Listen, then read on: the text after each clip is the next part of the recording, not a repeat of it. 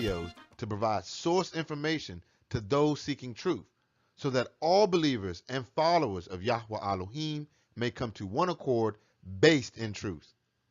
Yahweh Elohim is a designation of the mighty one or deity of Yashra'al, or ancient Israel, of which the Bible is derived.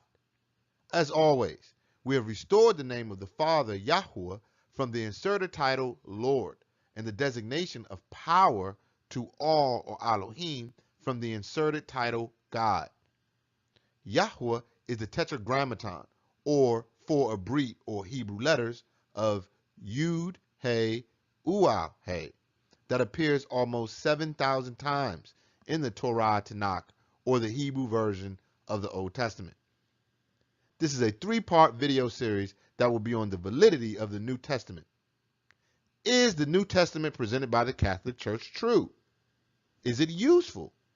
Is it even scripture? The short answer is no. The New Testament, or NT, is a mythicized version of the real historical events that occurred during the 1st century CE in Palestine. This is the 1st century of the Common Era, or AD. This is part 2 of this series. Is the New Testament true? And this is section B of Paul and Herodians, finding the camp of Hamashiach. In section A, we showed how the Idumi or Idumeans, which were the scriptural Edomites, slipped into the priesthood of Yashra'al, or ancient Israel, and they took over the entire kingdom with the help of their benefactors, the Romans. We also showed that Paul of Tarsus displayed many of the traits of these Herodians, including his Roman citizenship, his wealth, his lineage from the Pharisees, and his ability to call on help from the Emperor of Rome when in need. We ended part 2A briefly discussing the Essenes and them being one of the three philosophies or sects along with the Pharisees and Sadducees of Palestine during the 1st century CE. There were camps in those days and also after that. We will be using the same dating metaphor of the 4 historical strata from section A of this video. We will also use the same citation system of section A. If you have no idea what these are, please watch the first 5 minutes of section A of this video. We will also provide primary sources, which are first-hand accounts of events, as well as secondary sources, which are scholarly sources commenting on the topic of primary sources. As we have shown in part 2A, the Essenes were the only philosophical group that were actually all Yehudi, or Southern Kingdom of Judah, by birth or blood. This group was made up of Rechabites and Nazarite practitioners that absorbed the Sadducee or the Zadokites, who were the Sadducee high priests before Herod I and Mark Antony had them all killed and dispersed. This group of daily immersers or baptizers spawned several camps by the 1st century CE, and one of them were the Nazarene, or the Hellenized version Nazarene. The fact is, there was no historical place called Nazareth. It was not recorded anywhere in the Torah Tanakh or OT, not by Josephus, nor by any other historian or geographer. It simply did not exist as a location in antiquity. The Nazarene or Nazarenes were a sect or a camp, not a geographical location, and this is even revealed in the NT itself. Our primary source is Sefer Ma'asim, or the Book of Acts, chapter 24, verse 5. For we have found this man a pestilent fellow and a mover of sedition among all the Yehudim throughout the world, and a ringleader of the sect of the Nazarenes. The book of Acts has Paul of Tarsus being identified as being a member of a seditious sect called the Nazarene or Nazarenes during his 3rd trip to Jerusalem, which is doctrinal truth, but the time period Acts has listed as him being charged of that is all wrong. Acts dates this period when Festus took over from Felix. Historically, Antonius Felix was the procurator of the Iudean province, or Roman Judea, from 52 CE to about 60 CE, and was replaced by Porcius Festus after 2 years that Paul was on house arrest in Herod's palace. That's right. Paul was on house arrest at the Herodian palace for 2 years, and then was on house arrest in Rome for another 2 years. Where does a person spend their house arrest? At home, right? Okay. Felix was the husband to the Herodian Edomite Drusilla, who was the daughter of the Edomite king Herod Agrippa I. The primary source for this information, Sefer Ma'asim, or the book of Acts, chapter 23, verse 35. I will hear you, he said. This is Felix talking to Paul. When your accusers have also come. And he commanded him to be kept in Herod's palace, or his mansion, his hall, whatever. Historically, Porcius Festus was the procurator of Iudea from 60 to 62 CE, and he took over after Felix. The primary source for this information is also in the book of Acts, chapter 24, verse 27. But after 2 years, Porcius Festus came into Felix's room, and Felix, willing to show the Yehudi a pleasure, left Paul bound. This puts the first 2 years of Paul's house arrest in Herod's palace from about 58 CE to 60 CE, according to Acts, which is totally in conflict with the historical facts of what Paul was doing in Palestine during that period. This will be a critical point later in the next section, C, which will be all about Paul's travels. All descriptions of Nazareth as a location are just attempts by the Roman Catholic Church to hide the truth of this sect that Hamashiach, his relatives, and all the rest of his followers belong to. The Essenes became known as a Nazarene at the time of Yochanan and Mercer, or John the Baptist, sometime in the late 30s CE.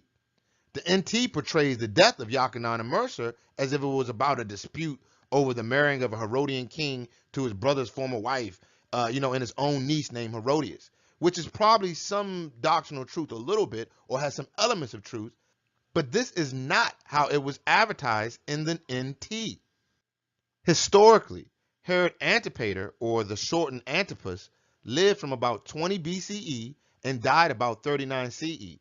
He and his brother Archelaus were sons of Herod I from a Greek Syrian woman that was not Miriam I, the last Maccabee princess. Therefore, they had no Maccabee blood and were Greco-Edomite by race. This other brother from another mother, Herod II, or as also known as Philip, was the son of the high priest Simon Boethus' daughter, Miriam II, who was the adopted high priest into the Herodians and made the high priest from about 24 BCE to 5 BCE. Philip was the brother to Antipas by way of their father Herod I, and he was also uncle to Herodias. Basora Matthew, or the Gospel of Matthew, chapter 14, verse 3.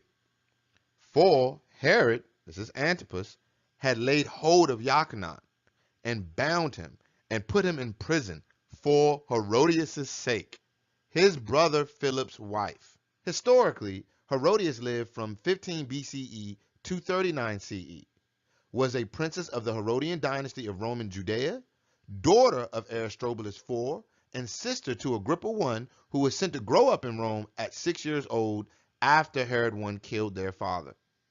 This account of events is recorded by Josephus as well, with additional crucial information that will relate directly to Paul, specifically in respects to the king of Perea or Petrus, which was a region located east of the Yarden or Jordan River. This is the Jordan River, the Dead Sea, and you can see this is Pella, and this whole region right here is what we would call Perea. This region was under Herodian rule, but was managed by the Arabian or Nabatean side of their family, as the mother of Herod I was Arabian by descent. This region was designated as Arabia, but was in what we would call Palestine today. The Idumi or Edomites married into the Nabateans to keep control as the Nabateans' influence began to spread throughout the region. You see everything inside of this red line here, all of this is Nabatean territory. They were taken all over Arabia and Palestine. And in typical Edomite or Herodian fashion, they just married into them to maintain some control. Everything was cool, but Antipas offended this Arabian king Aretas IV with his marriage to his own niece Herodias, who was previously married to her other uncle Philip. Please remember this King Aretas as we will discuss him in a bit and show how the situation directly relates to Paul of Tarsus. On to our primary source, Flavius Josephus, Antiquities, Book 18, Chapter 5, Section 1. About this time, Aretas, the king of Arabia, Petrus, and Herod had a quarrel on the account following. Herod, meaning Antipas, the tetrarch, had married the daughter of Aretas and had lived with her a great while. But when he was once at Rome, he lodged with Herod, meaning Philip, who was his brother, indeed, but not by the same mother.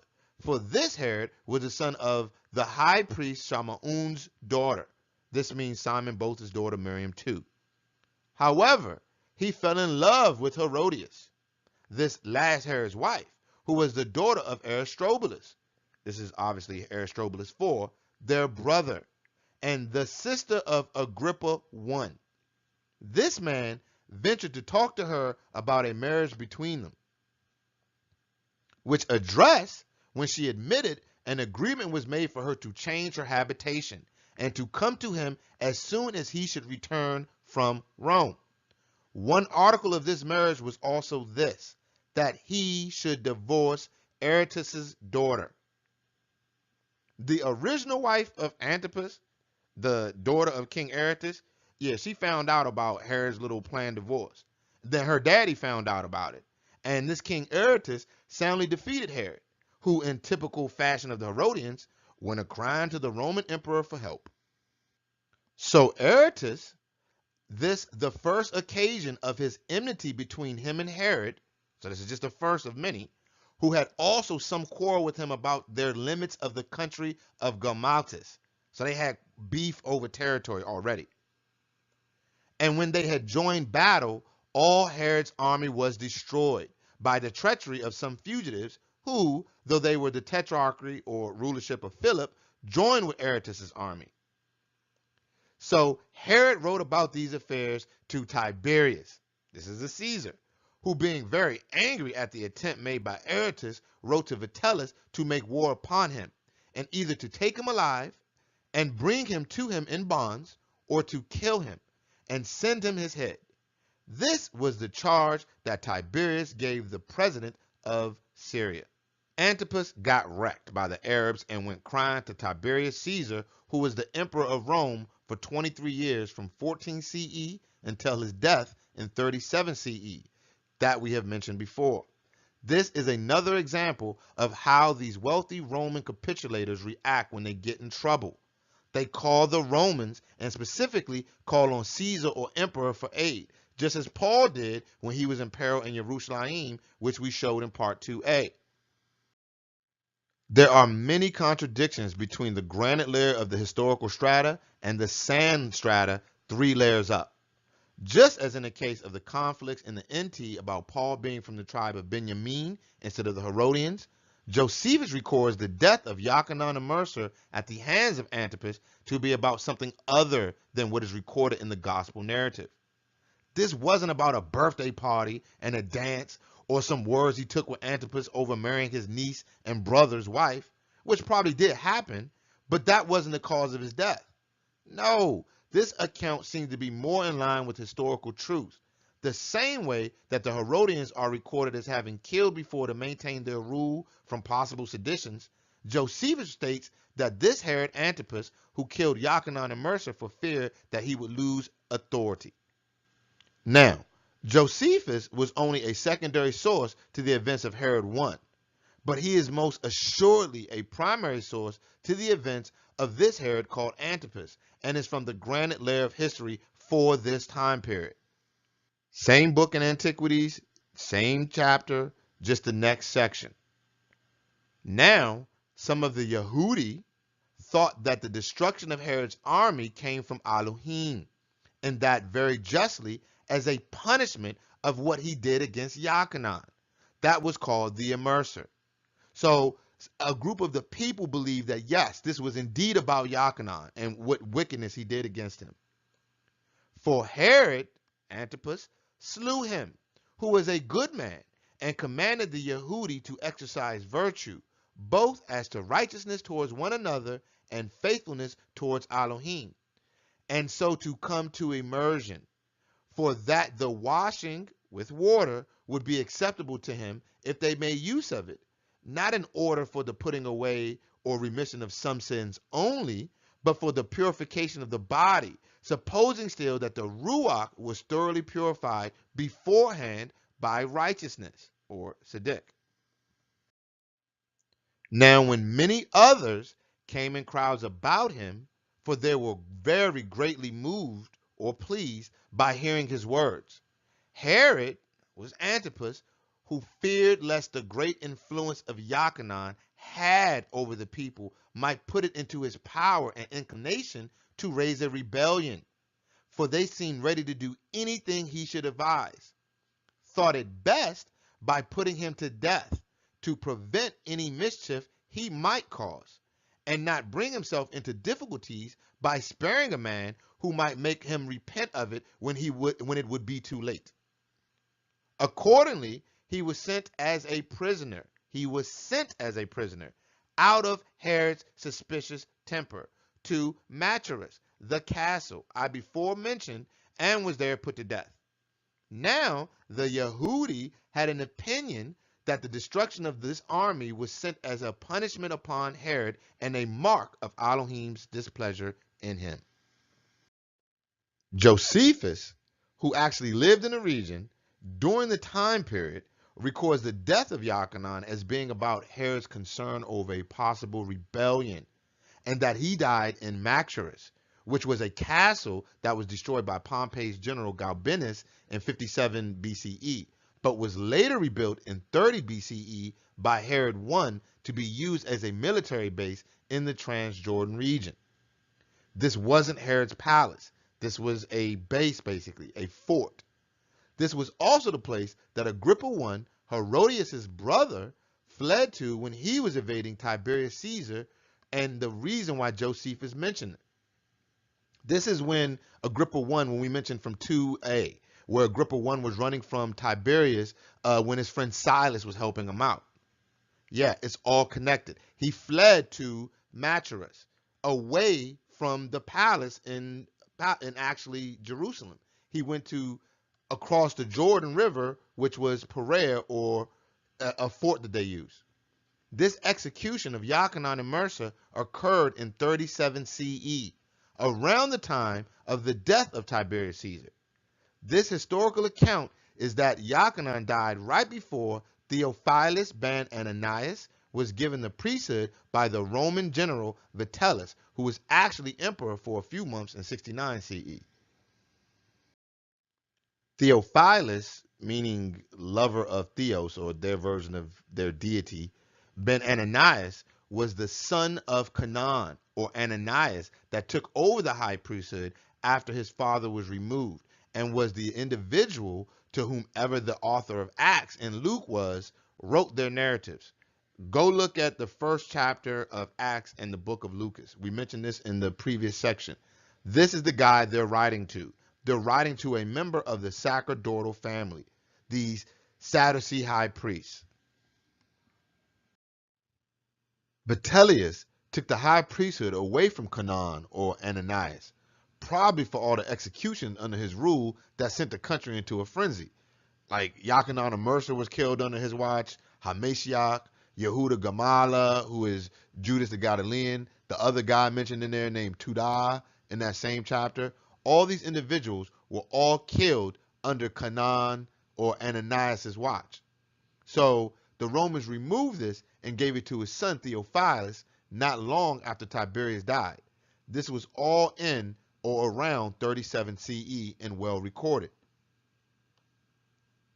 The gospel narrative states that Herod Antipas killed Yochanan and Mercer, and then Hamashiach dies not too long after. Josephus records his death before that, during the time period of Pontius Pilate, just as the gospel describes. We go to Antiquities, Book 18, Chapter 3, Section 3, line 63. Now there was about this time Yahusha, a wise man, if it be lawful to call him a man, for he was a doer, or osei, of wonderful works, a teacher of such men as receive the truth with pleasure, He drew over to him both many of the Yehudi and many of the Gentiles. He was Mashiach. This puts the NT's recorded death of Yahusha totally out of chronological order with history. Just like his birth, his execution is not when the church presents.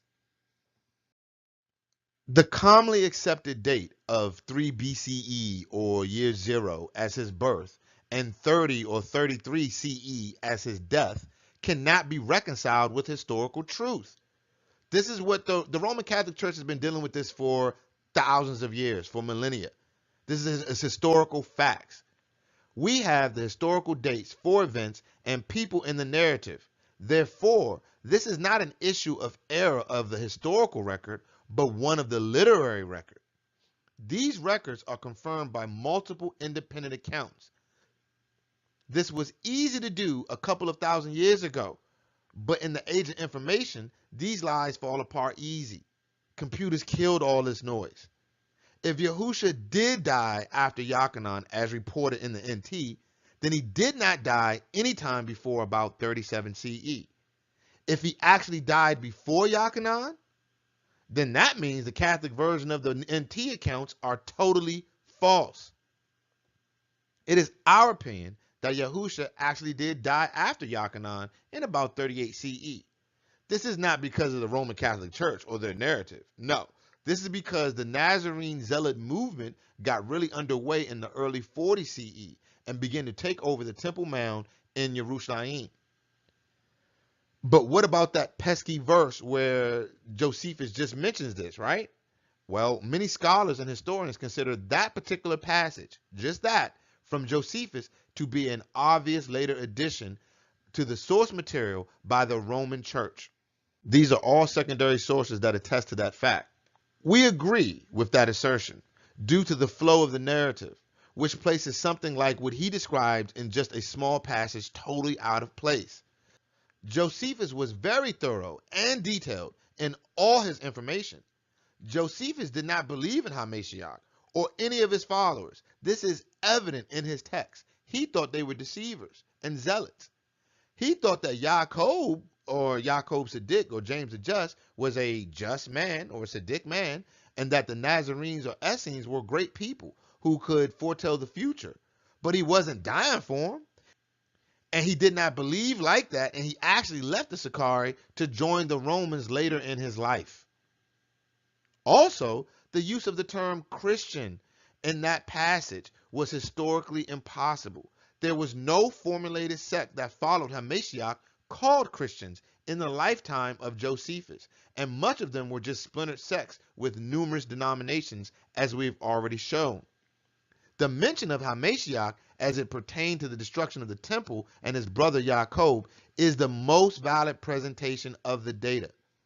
This information is more accurately detailed in the proper section of Antiquities, Book 20, Chapter 9, Verse 1, line 200. So he, meaning Canaan ben Canaan or Ananias son of Ananias, assembled the Sanhedrin of judges and brought before them the brother of Yahusha, who was called Mashiach, whose name was Jacob. This information seems valid because it actually fits the narrative that Josephus is telling about the murder of this Jacob and how it related to Agrippa II and Canaan ben Canaan. He does not call him the Messiah. He states that people called him that. Most scholars agree that this passage is probably authentic and the mention of Hamashiach is historical.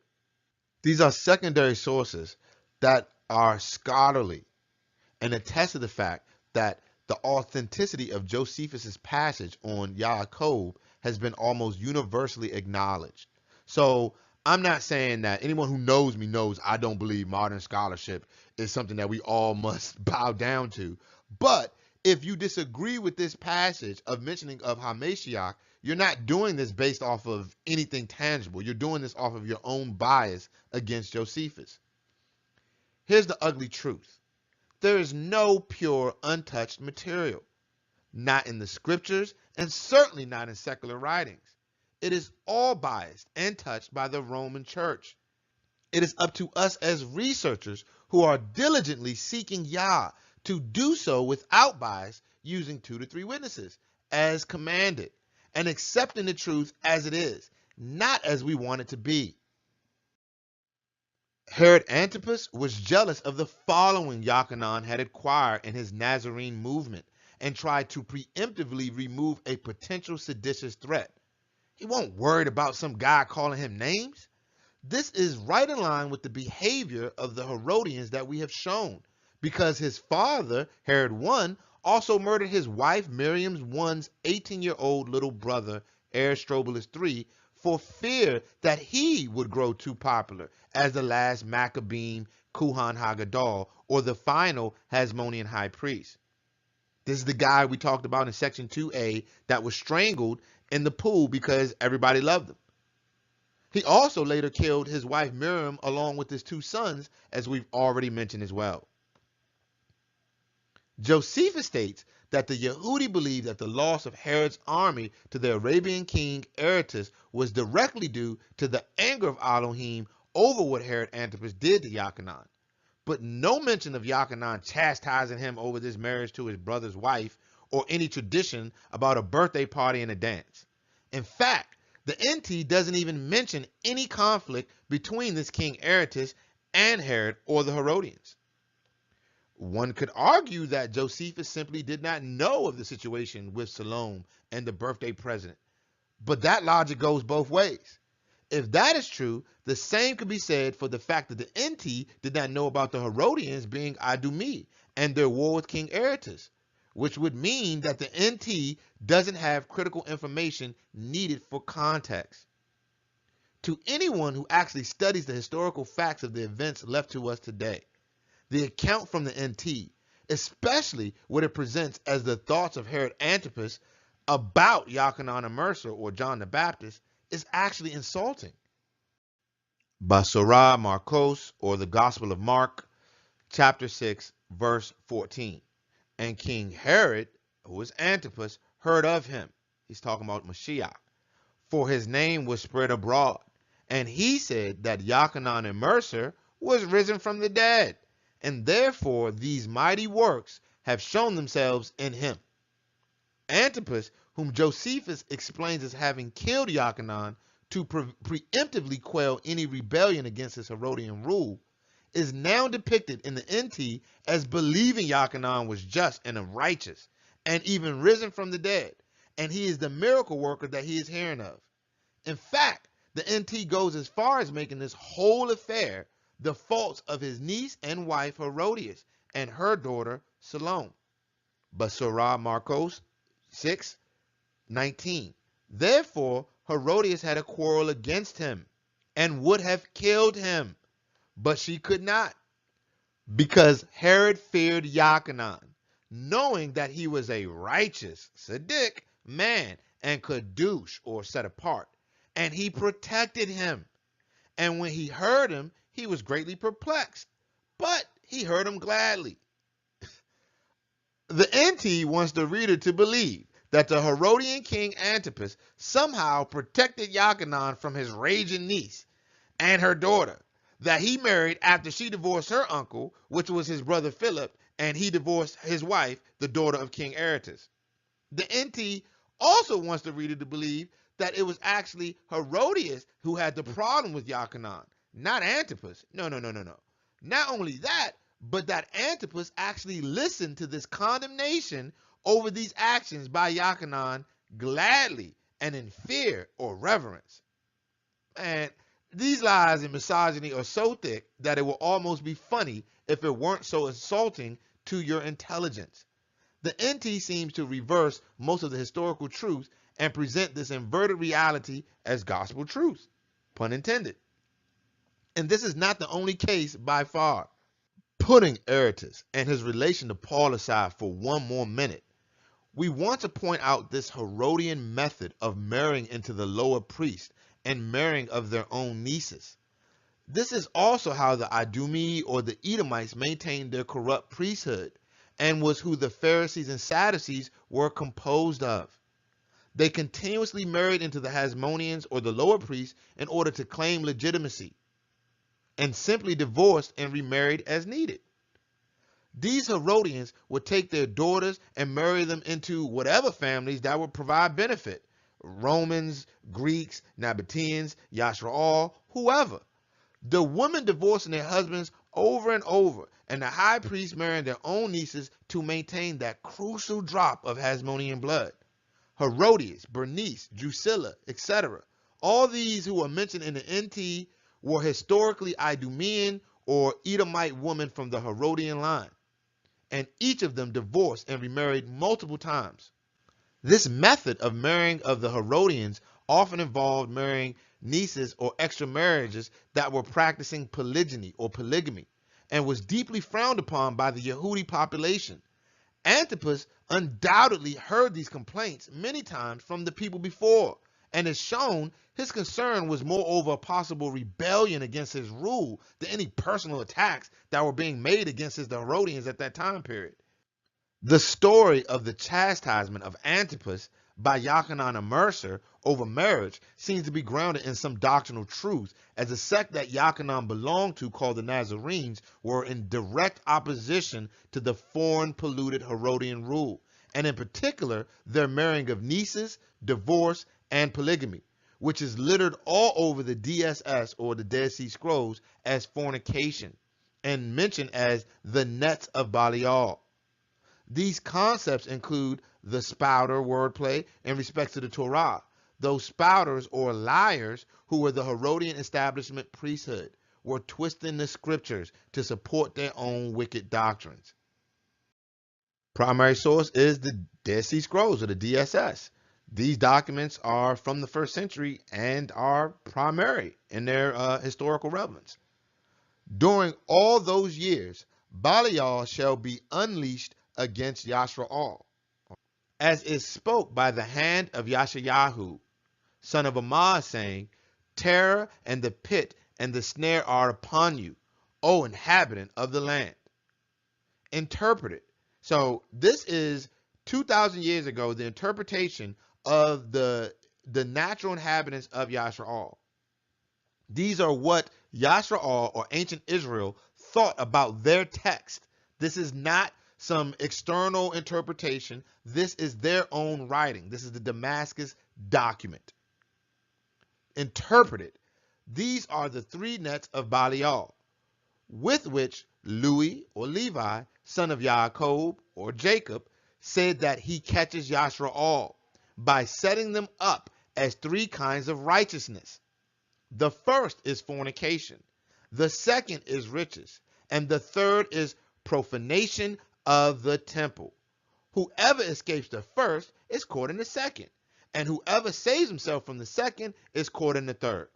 We're going to take a second real quick to note that Baal or Baal is the Abrit or Hebrew word for the English Lord.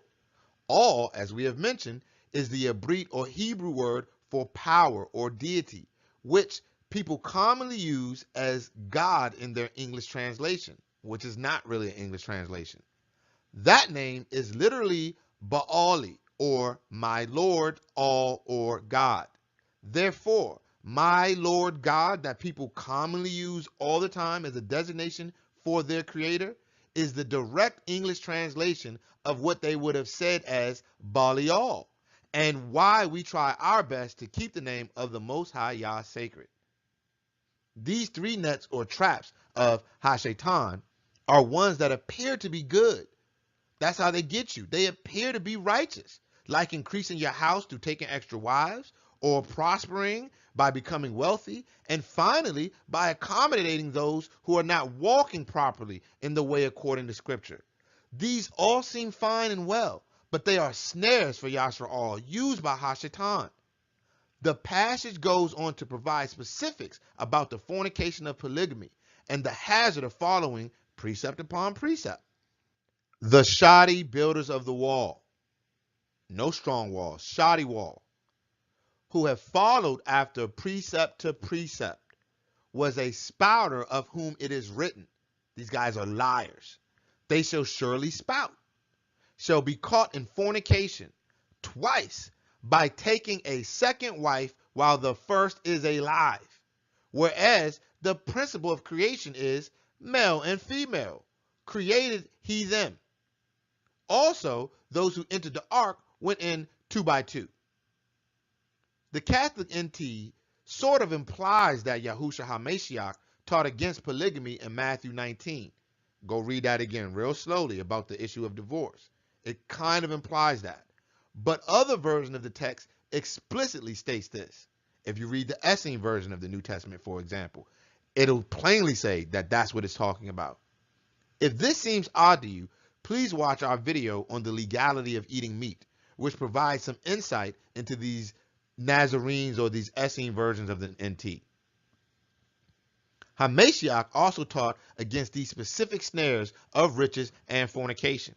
This is all further proof of the doctrine of HaMashiach historically grounded in the 1st century CE in Palestine. Continuing with the Damascus document here. Moreover, they profane or pollute the temple because they do not observe the distinction between clean and unclean in accordance with the Torah, but he with the woman who sees her bloody discharge. And each man marries the daughter of his brother or sister, whereas Musha said, you shall not approach your mother's sister. She is your mother's near kin. But although the laws against incest are written for men, they also apply to women. When therefore a brother's daughter uncovers the nakedness of her father's brother, she also his near kin. You know how people will see a law for men like homosexuality in Torah, but somehow think it doesn't apply to women because it is not written? That type of understanding is not a strong wall. That type of understanding is shoddy thinking, precept upon precept. This passage was a direct shot from the Nazarenes under the instruction of the righteous teacher at these Herodian women with their uncle marrying and divorces. These women were also very rich, with Bernice being one of the wealthiest women in the world according to Josephus. We have shown that wealth was also a very common trait among the other Herodians, as well as exhibited by Paul of Tarsus in Part 2a. According to the writings in the Qumran Corpus or the Dead Sea Scrolls, this conflict was totally about the issue of salvation. This was the fight on the Temple Mount 2,000 years ago. These practices were heavily opposed by the Nazarenes that were called innovators or zealots. But after the destruction of the temple in 70 CE, they became simply known as the Ebionites. The name Ebionite is a Hellenized form of Ebion or Abion, which means poor, and Abionim or Ebionite means the poor collectively in Hebrew or Hebrew. We will go into their foundations and practices in great deal in part 3 of this series, as this sect will be the focus on the next video. But for this study, it is important to understand that this was the sect or camp that Yahushua was a part of, and his family led after his execution at the hands of the Romans. Kepha did not take over the assembly after he died. Neither did Paul. So that whole little church fairy tale about Peter being a rock or Peter the rock, Kepha the rock or whatever taking up, it's all lies. Peter nor Paul were the head of the assembly after the execution of the Messiah. This group was simply renamed and then lost to history intentionally by the Roman Catholic Church among all the other groups of the region. This sect was the same as the Essenes and Nazarenes, and they were the keepers of the Dead Sea Scrolls that lived in the wilderness of Roman-controlled Yahuda or Judea. They sold all their possessions, which allowed for no poor or rich among them, because they practiced communal living. They all carried one sword for defense. They abstained from strong drink, eating meat, sacrifices, and divorce. This all sound familiar, right? Which is, as stated, we will go over into great depth later in the series. One primary source for this continuity between these Essenes and Nazarenes is an individual from the sand layer of history mentioned before, Epiphanius of Salamis, who lived from about 320 CE to 403 CE. He was a part of the Orthodox Roman Catholic Church, and in his writings, the Panarion, or the medicine chest in English, he discusses heresies against the Roman Catholic Church. We started this video by explaining that there was a rift or a split between the factions within the Nazarene. Paul led one side and started what is understood as Pauline Christianity today, which was primarily overseas, while Yaakov Tzaddik or James the Just led the other, which was based in Yahudah or Roman Judea. The group in Palestine consisted of the Shilikim or emissaries, which we designate as the 12 apostles today, as well as the 70 Talmudim or taught ones that followed them. By the time of Epiphanius of Salamis, which was nearly 300 years after the events surrounding HaMashiach, this original group was branded heretics by the Roman Catholic Church, and only Paul's version of the faith was acceptable. This is why they have slipped from history, the same way that the family of Yahusha has disappeared for this mythicized demi-deity presented by the Rome based on Paul's teachings. We read this in Epiphanius' Panarion, or his medicine chest. We see only a few rare Nazarenes, or Nazarenes, are still to be found, and these are in Upper Egypt and beyond Arabia. But the Essenes, or Essenes, who used to dwell where their ancestors did, above the Dead Sea, and on the other side with the Samsians, or Sabaeans, no longer practice Yehudi customs. They have now become associated with the Ebionites, or Ebionites. This is the same group here, the Essenes. By the time of Epiphanius, the Nazarenes were almost totally gone, and only the Essenes remained, who lived where their ancestors did around the Dead Sea in the wilderness. They were innovators who were not practicing Yehudi customs such as sacrifice or eating meat or polygamy. And by this time of the Sandlarian history, when Epiphanius wrote this book on heresies, this group was simply identified as the Ebionites or Ebionites. They were daily bathers or baptizers, just like the Sabaeans, who were part of that Rechabite or Nazarite tree identified as Essenes in general. Sabaeans is from the Syriac root word meaning sabuah, which means washed ones. The phrases the poor or the meek or these little ones are littered all over the NT and are all language that is consistent with the DSS or the Dead Sea Scrolls. It is Ebionite terminology, and it directly refers to their movement. Epiphanius is also our primary source about these daily bathers. Next, I shall undertake to describe the sect or camp after the Herodians, which are daily baptizers, called the sect of the Nazarenes. This sect practices Judaism, which is Judaism, in all respects, and have scarcely any beliefs beyond the ones I mentioned. It, meaning the Nazarenes, too had been given circumcision, and kept the same Sabbath, and observed the same festivals, and certainly did not inculcate or instruct fate or astrology. This term, Herodians, just means daily baptizers or immersers, and this was definitely an innovation or new practice that was an alternative to animal sacrifices in the first century. As we stated before, there were camps in those days, and also after that. Many sects or camps surrounding that region of the Dead Sea or Qumran picked up these Nazarene, Essene, Rechabite practices, and they imitated them, which Epiphanius was relating in his works. By the time of the sand layer of history, 300 years after the events happened, these camps or sects were too numerous to keep all the church lives straight. Epiphanius cannot stop these chunks of true history from getting through, though, as he accurately identified that the Herodians was a designation of the overall group of daily baptizers that many sects were getting into during the first century, and one such sect or camp was the Nazarenes. Epiphanius stated that they did not keep the Yehudi customs, but he also mentions that they practiced Judaism or Judaism, which is a total contradiction, but makes perfect sense if you place it into historical context. In this period of history, anyone who kept any part of the Torah were viewed as those practicing Judaism or Judaism. And to the Orthodox Church Fathers, those who believed in HaMashiach and kept the Torah were heretics, because the church's Pauline version made you free from the bondage of Torah, as Paul saw practices of the Torah like circumcision and the dietary restrictions.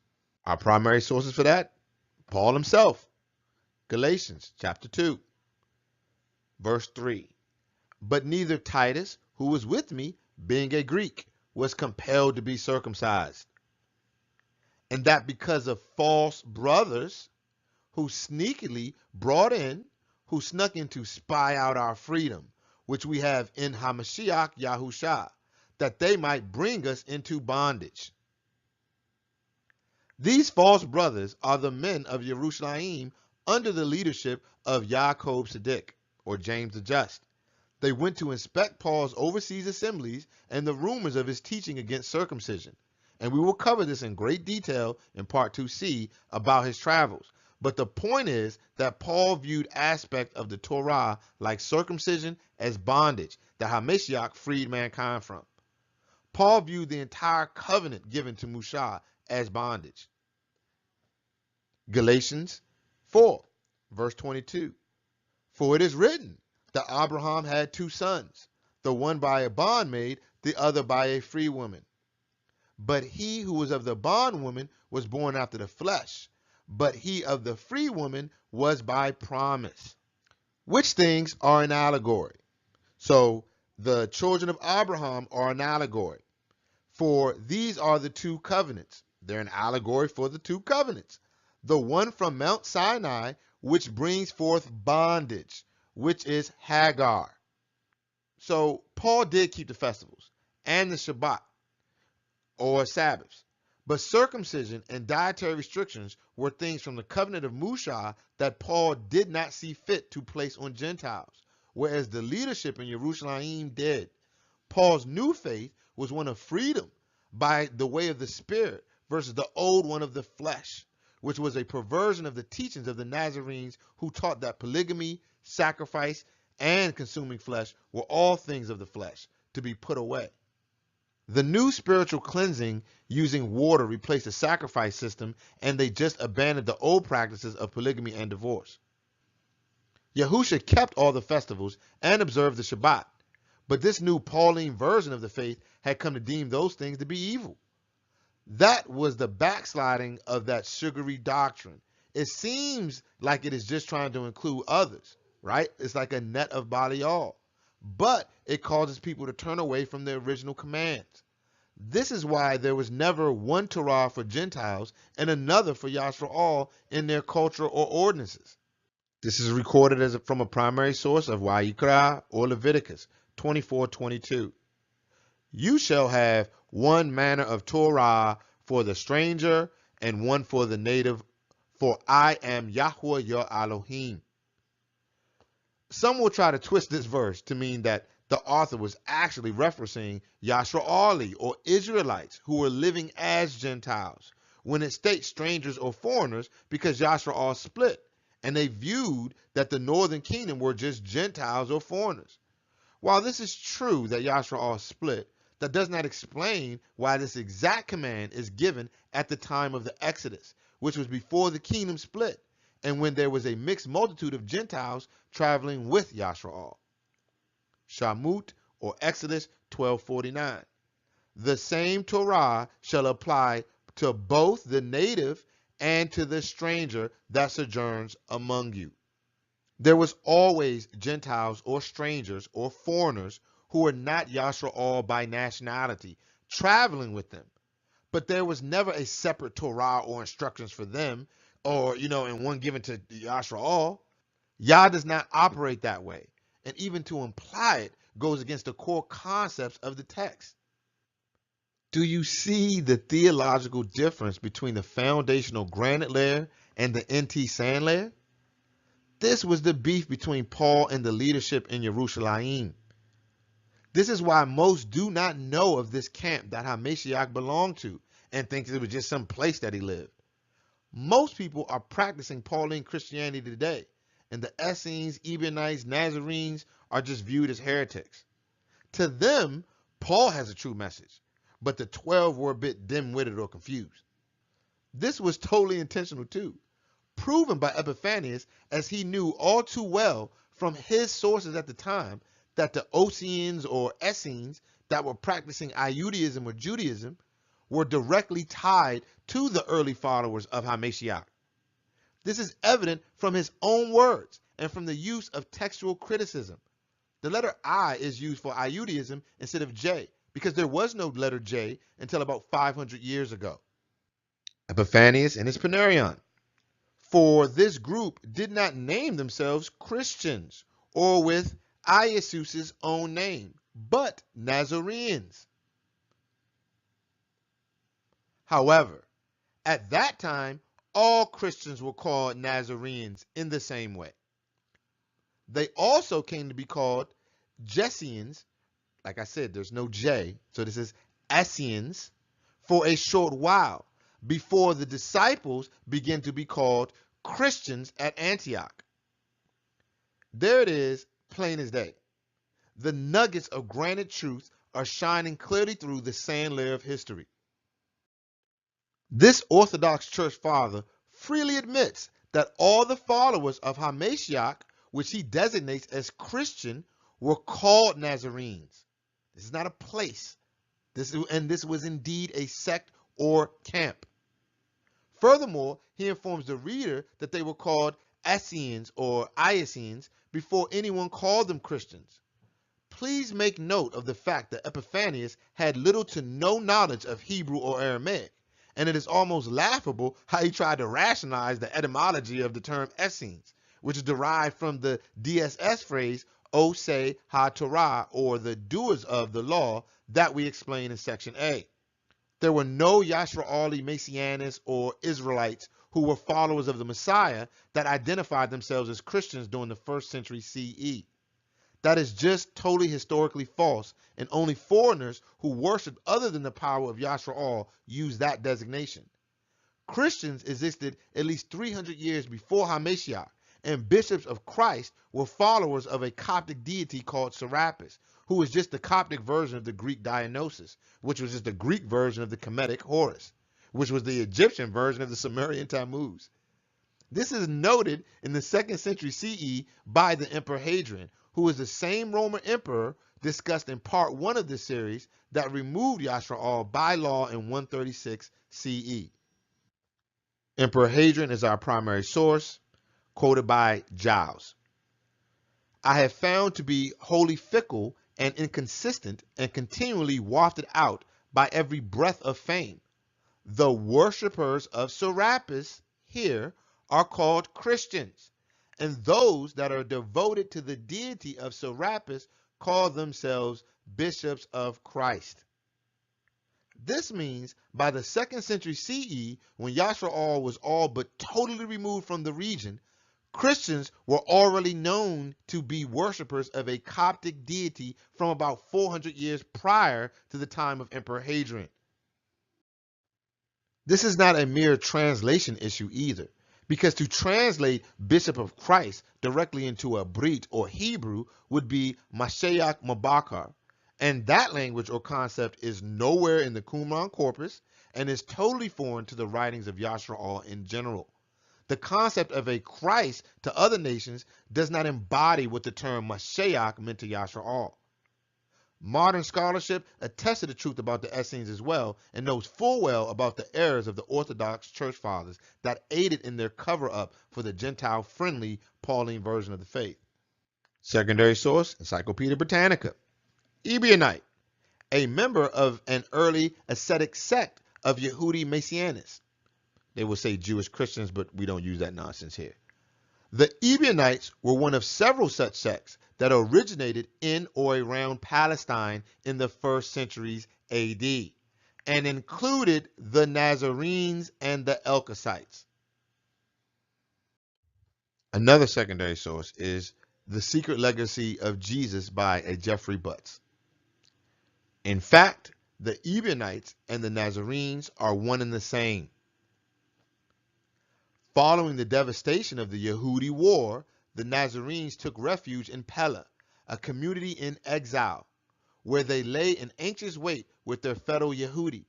From this point on, it is preferable to call them Ebionites. There was no clear demarcation or formal transition from Nazarene to Ebionite. There was no sudden change in theology or Christology. While the writings of later church fathers speak of the Nazarenes and Ebionites as if they were different Yehudi Messianic groups, they are mistaken in that assessment. The Nazarenes and the Ebionites were one and the same group.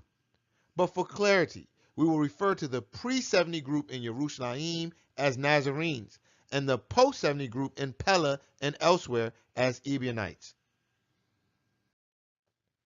The church fathers were not simply mistaken as this scholar proffers.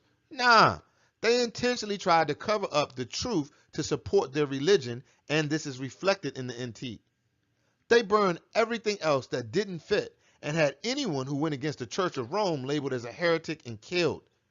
They did keep a few fragments and quotes, or grains of truth that they use in their writings, but these were merely for fidelity, as most people of the time understood what was going on. So they had to allow some semblance of the truth to remain and gradually change things over time through rewrites and redactions. Each layer of the historical strata buries the truth under another layer of the bias and theology of the passing times that all stem from Paul's split from the Nazarenes. The closer you go back in antiquity to those earliest layers of historical strata, the closer you get to solid granite historical truths, which reveals the shift from the foundation. Pauline Christianity, or Paul's version of the good news, slowly took over the original message from the camp of Hamashiach with the help of Rome using murder and robbery. This group of Nazarenes or Ebionites or Essenes, however you want to designate them, was led by someone the church historians called Shamma'un bar Clufas, or Simon ben Cleophas, which was the alleged first cousin to Yahusha, that is the same Shamma'un identified as Niger in Acts 13:1. He led the group in 66 CE out of Jerusalem after the murder of Yaakov Sadiq, or James the Just, to avoid the destruction of the temple and the subsequent perils prophesied by Hamashiach recorded in the Besorah or the Gospels. This town of Pella was located in Pereira. See, there's Pella right there. This is the region of Pereira which we described before, which was under the rulership of Antipas. There's Machaerus, where Yochanan and Mercer actually died. There's Jerusalem, or Jerusalem, where Herod's palace was. Yochanan died over here. Shamma'un, or Simon, has been hidden by the sand layer of the Roman composers of the NT. He is referred to as a Canaanite in some verses, which is probably some way to explain off the Niger designation in Acts 13:1, which we all understand means black. Primary sources for this, Dodson and Strong's, both of them. Niger, black, Niger, Christian, proper name. Surnames were not proper names as we understand them today. Surnames were typically where you were from, some identifying characteristic, or was just the name of your father for identification. The Latin word Niger simply means black. This is where the Spanish word Negro is derived. This word, just like the faith of Yasha'al, has been distorted to mean something unclean or bad today, but was a proper designation in its own time. This is where the name of the Niger River and the country of Nigeria in West Africa are derived from. Here are secondary sources on this, just showing you Niger is black, a surname of Simeon.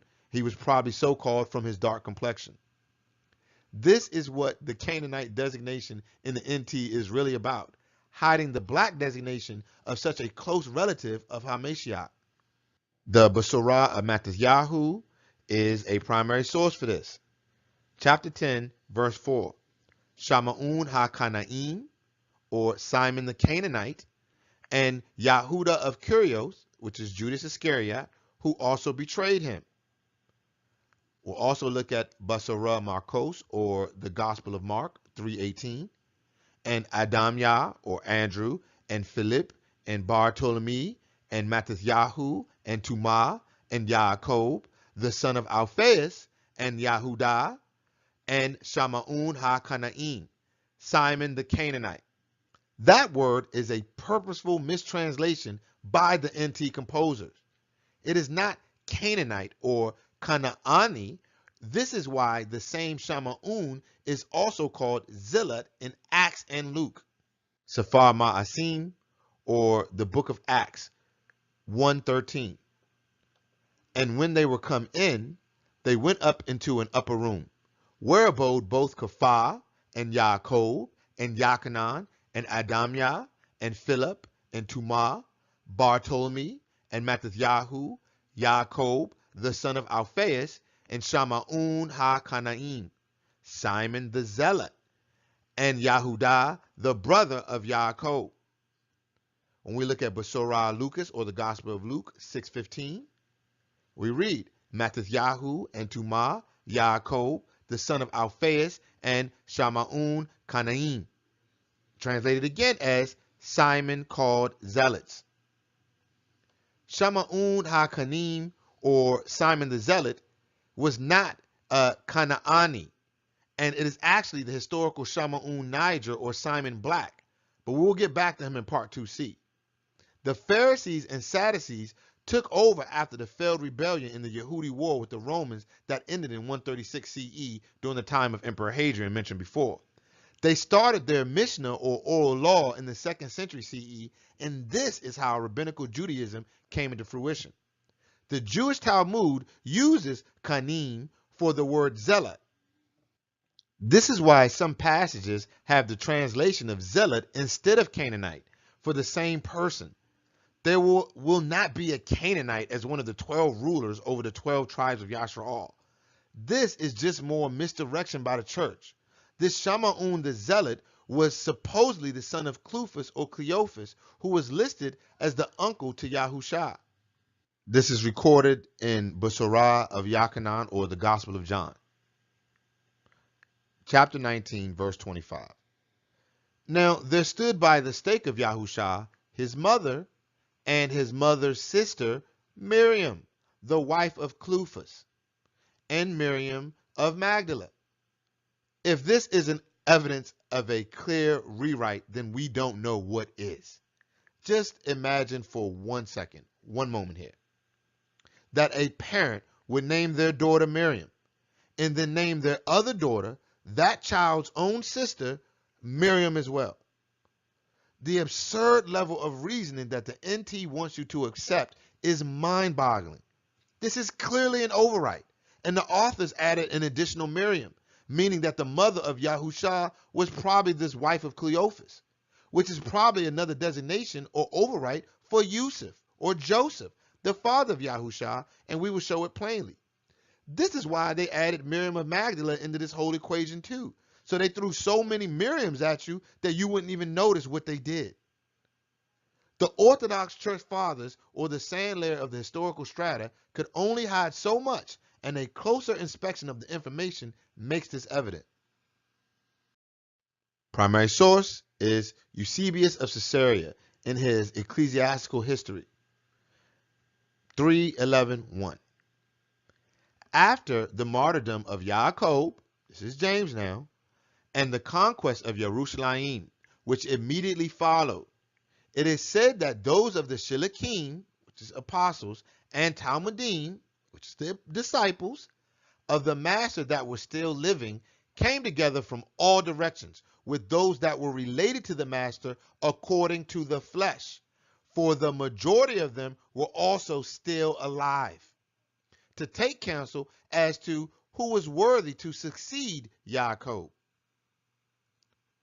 They all with one consent pronounced Shamma'un, or Simeon, the son of Clufus, of whom the gospel also makes mention, to be worthy of the episcopal throne of that parish. He was a cousin, as they say, of the Savior, for Hegesippus records that Clufus was a brother of Yusuf. This is speaking of the murder of Yaakov Sadiq, or James the Just, and how the destruction of Jerusalem followed his martyrdom. The remainder of the Shilikim and the Talmudim elected Shamma'un as the successor to Yaakov, who is supposedly his cousin through his father, who is supposedly the brother of Yusuf, the father of Yahusha.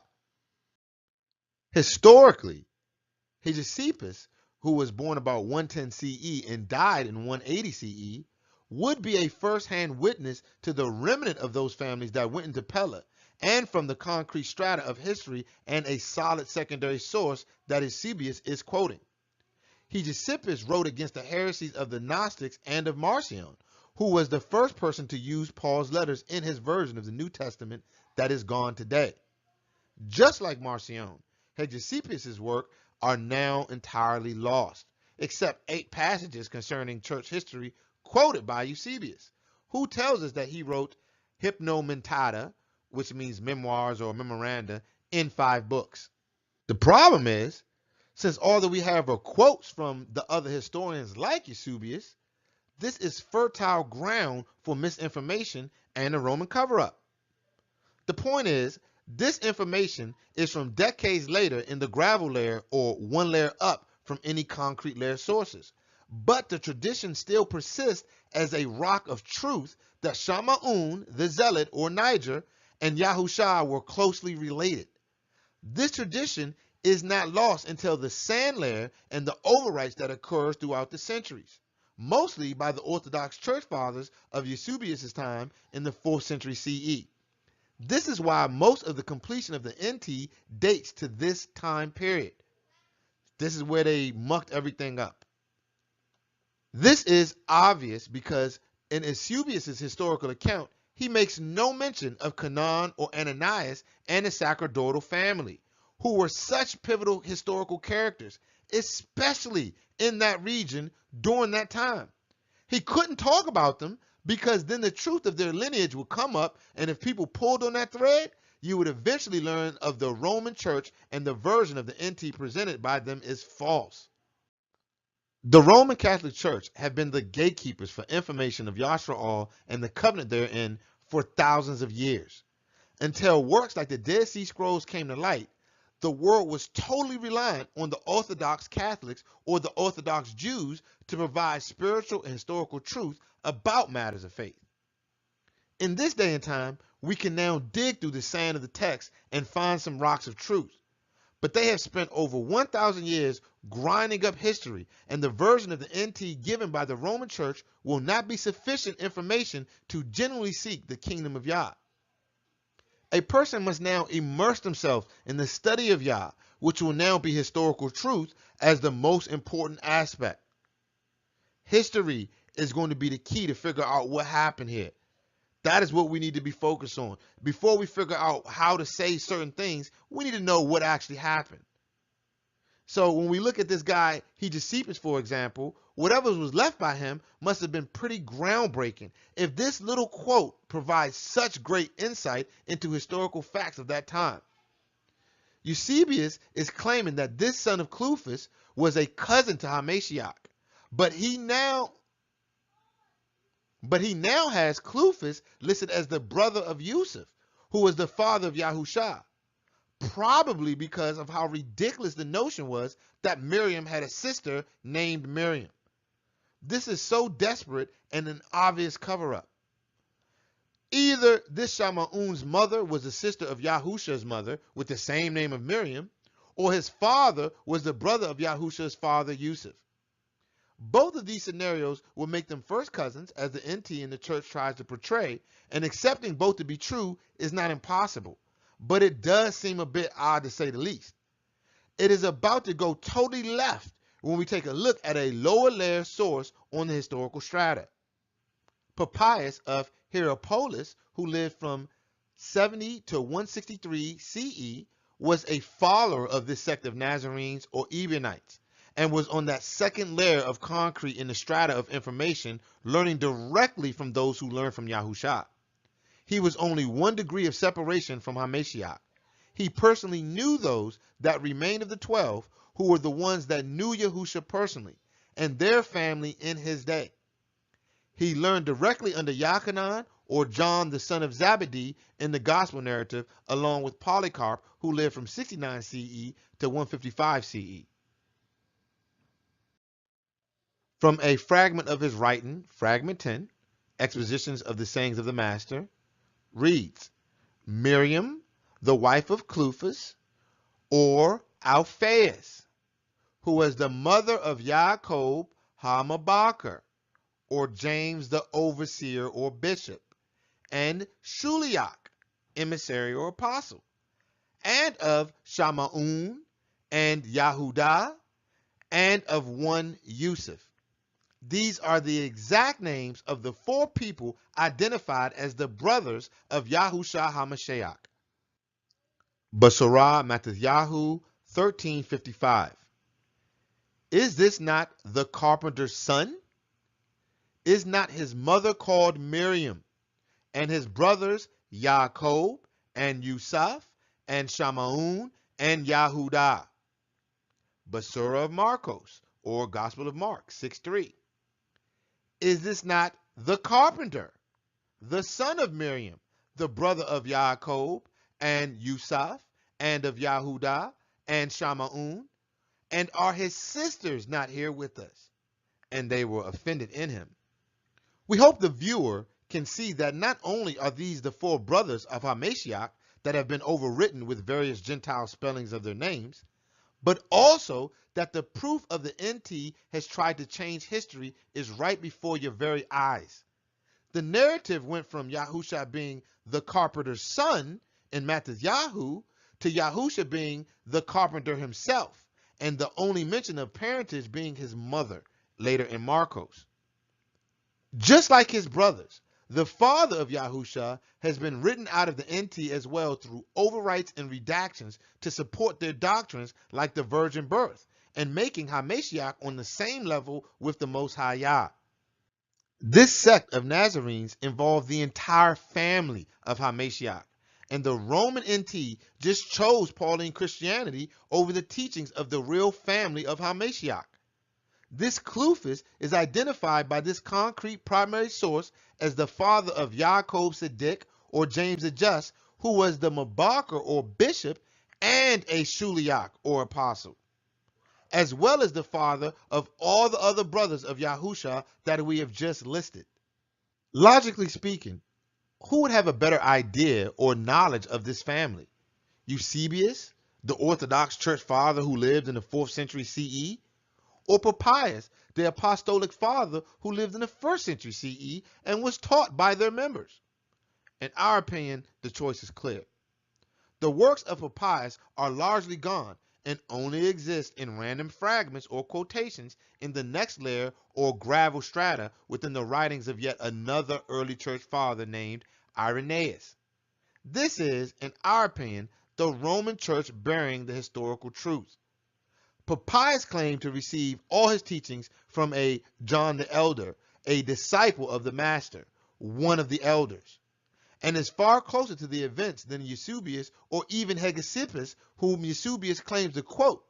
But the early church fathers seem to have misplaced all his writings and were only left with their records of them. This was so they could start removing history and inserting their own doctrine. And in this case, it was the claim that Yusuf was not the biological father of Yahusha, but the father of a previous family, and of all those individuals listed as brothers everywhere are just his step siblings. This understanding is not found in any of the NT writings or historical sources, but the church needed it to stick to support their Catholic doctrines. This is why you have the virgin birth and perpetual virginity of Miriam when the text obviously says she has more children and does not explicitly state a virgin birth occurred, and it is not mentioned by any of the 12 in the gospel narrative anywhere.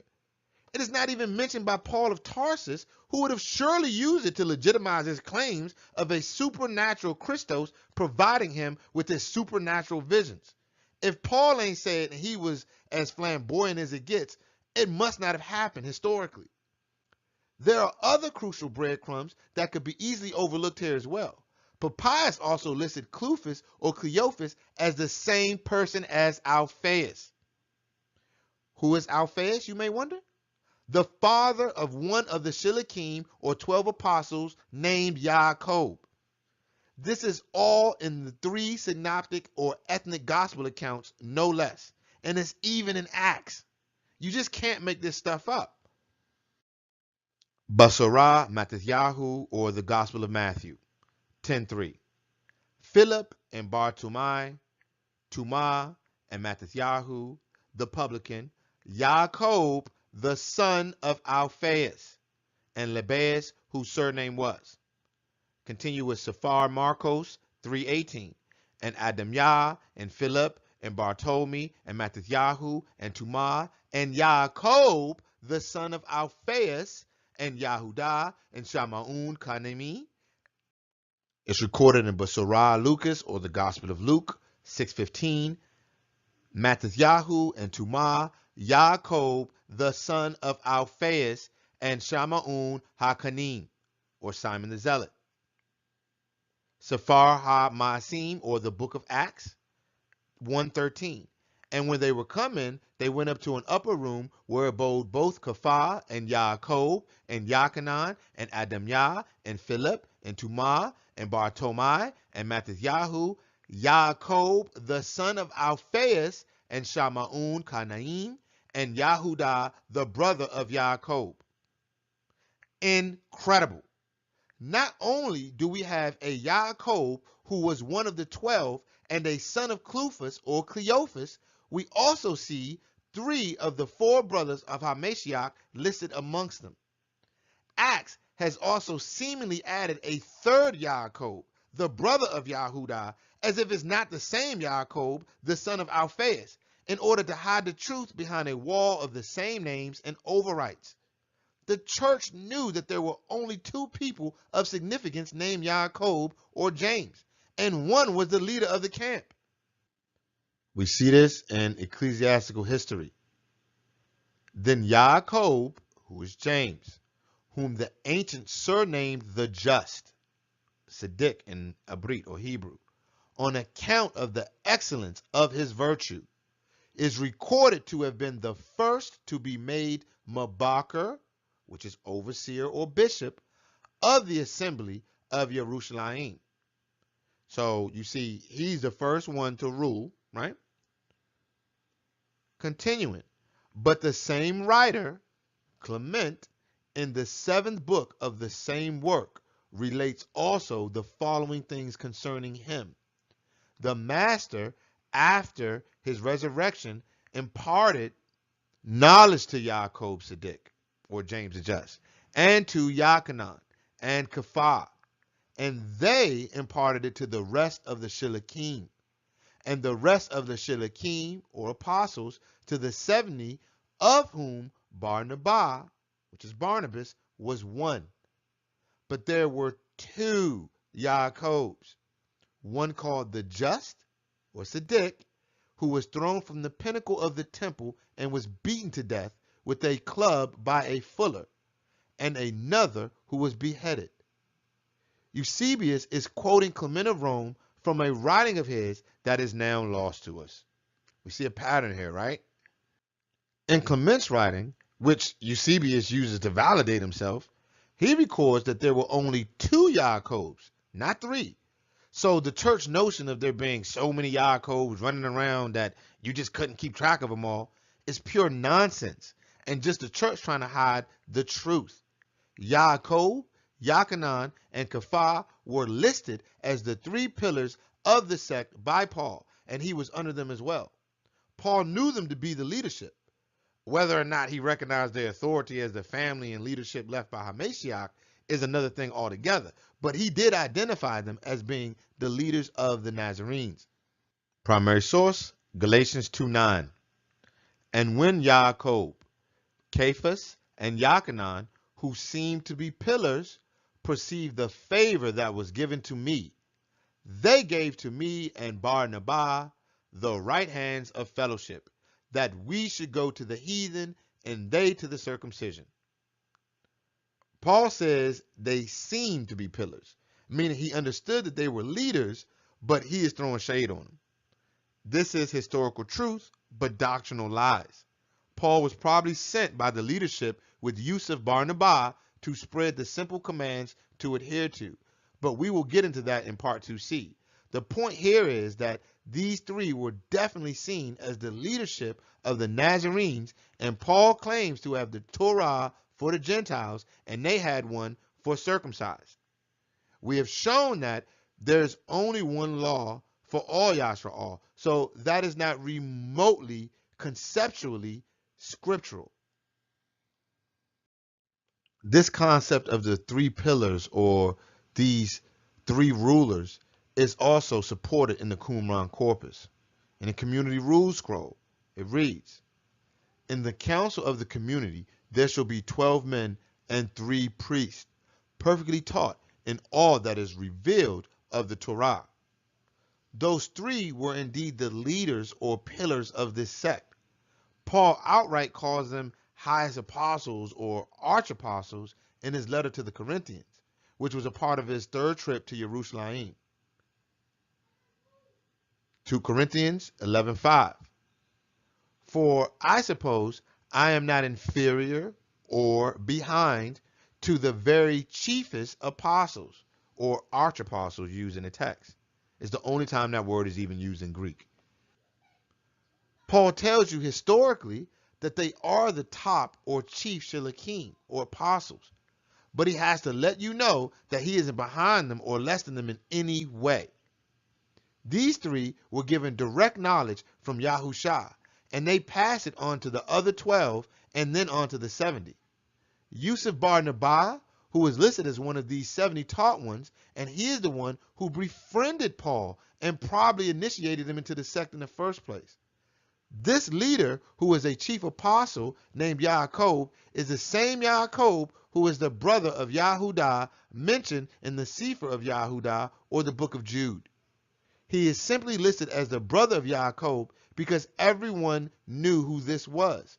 Obviously, it was a well-known fact who Yaakov, the Mabakar or the bishop, was. Sefer Yahudah or the book of Jude 1:1.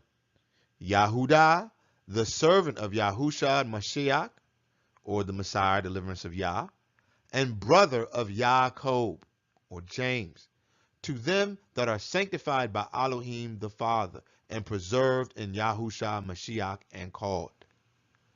This Yahudah is the brother of Yahusha, and the Orthodox Church Fathers knew this all too well, and have it documented very well. Go to ecclesiastical history. Hegesippus relates these facts in the following words.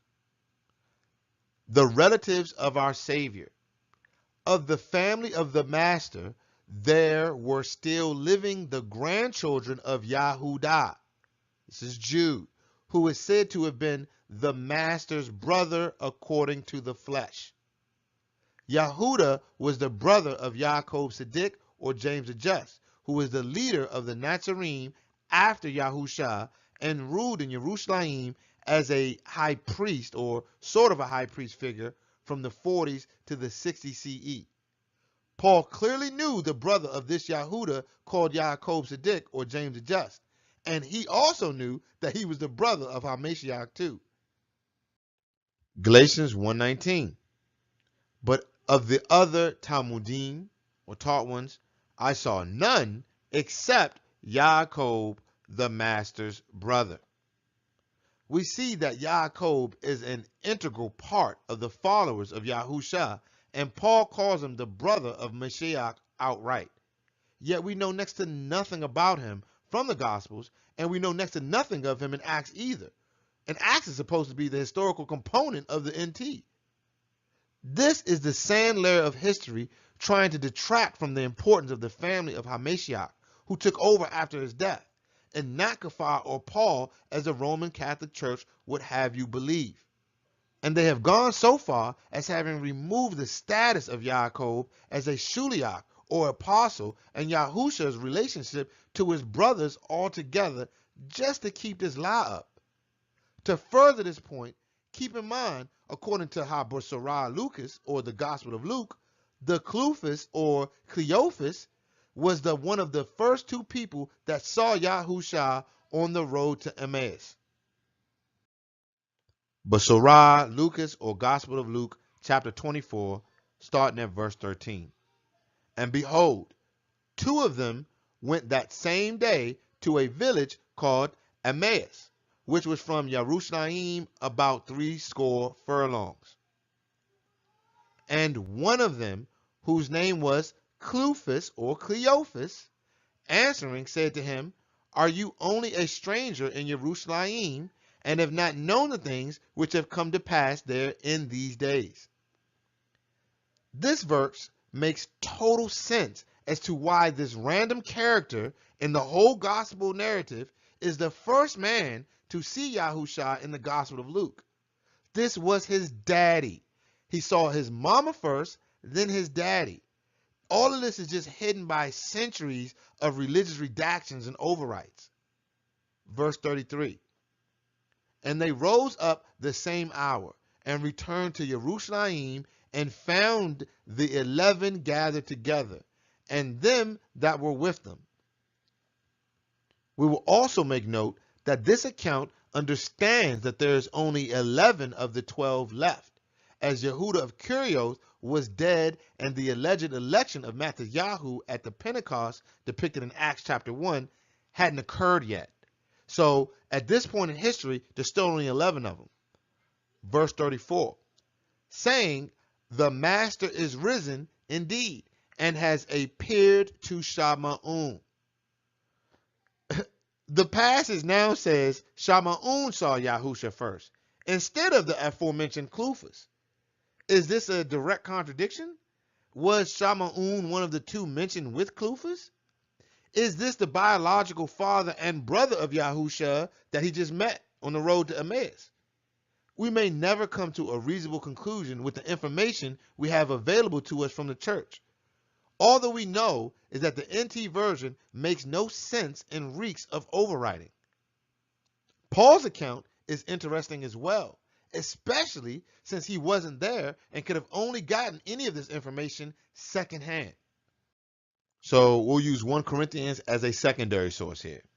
So 15:5. And that he was seen of Cephas, then of the 12. Many assume Cephas is just Kepha or Peter here. But I would like to remind people, in the Greek, the letters are still the same as Cleophas being used. So this doesn't make sense within the historical context of that verse. Paul says how Mashiach was seen by this individual, Cephas, and then by the 12. Kepha was one of the 12, so that is impossible mathematically. Coincidentally, so was Shamma'un HaKanim, or Simon the Zealot, so it makes no sense to be in reference to him either. It does, however, make perfect sense if we accept this as Yusuf, the father of Yahusha, because he was not one of the 12, and thus he could have easily just gone to the other 12 after the fact, and it matches what is told of us in the Gospel of Luke. Furthermore, according to the other narratives within the NT, there were still only 11 shalakim or emissaries at that point anyway, as they had not yet elected Tobi'Yahu to fill the last spot. This means Paul is either lying in his letters or the Gospels are, because both cannot be true. The account is even more confusing when you see the difference in what is presented in Yachanan or John, as only 10 are present after the resurrection and not even the 11. But Surah Yachanan, or the Gospel of John, 20:24. But Tuma, one of the 12, called Didymus, was not with them when Yahusha came. These discrepancies that the NT has within itself provides a third option, which is the most likely scenario in our humble opinion. That Acts was mistaken about the filling of the 12th position at Pentecost in 30 to 33 CE, and those accounts in the NT are partially historical and partially fantasy. From what we have available today, it seems logical that Shamma'un the Zealot, who was the son of Cleophas, was probably actually a brother of Yahusha, because as we have shown, was one of his brothers listed as Shamma'un, even though it is true that that was a very common name. Also, the name Cleophas was probably just another designation given to Yusuf, Yahusha's father. Either way, what is presented isn't conclusive enough to say anything other than the nuclear or close family members of Yahusha were directly involved in the leadership of this Ebionite or Nazarene movement, and they were zealots. The NT has all but erased them from history, even though they were those that directly learned from Yahushua HaMashiach, or from one of the 12 who learned from him. Paul was not even related to any of them. He's the strange bird out. All of them are family members, and he on the outside. He wasn't even a part of the organization overall by the mid-50 CE. In fact, these Ebionites or Nazarenes rejected Paul's writings outright, and the Roman Catholic Church knew it. This is why this sect had to be branded as heretics by the Roman Catholic Church. And just as in the cases as we already have seen, only fragments of their writings are left in the writings of the church fathers. Paul was a self-claimed shliach or apostle and did not meet the standards to be an apostle if we believe Acts' definition of an apostle dictated by Kepha or Peter. The simple truth is that the assembly of Nazarene or the Nazarenes in Jerusalem did not have the recruiting power of Paul's Gentile-friendly teachings.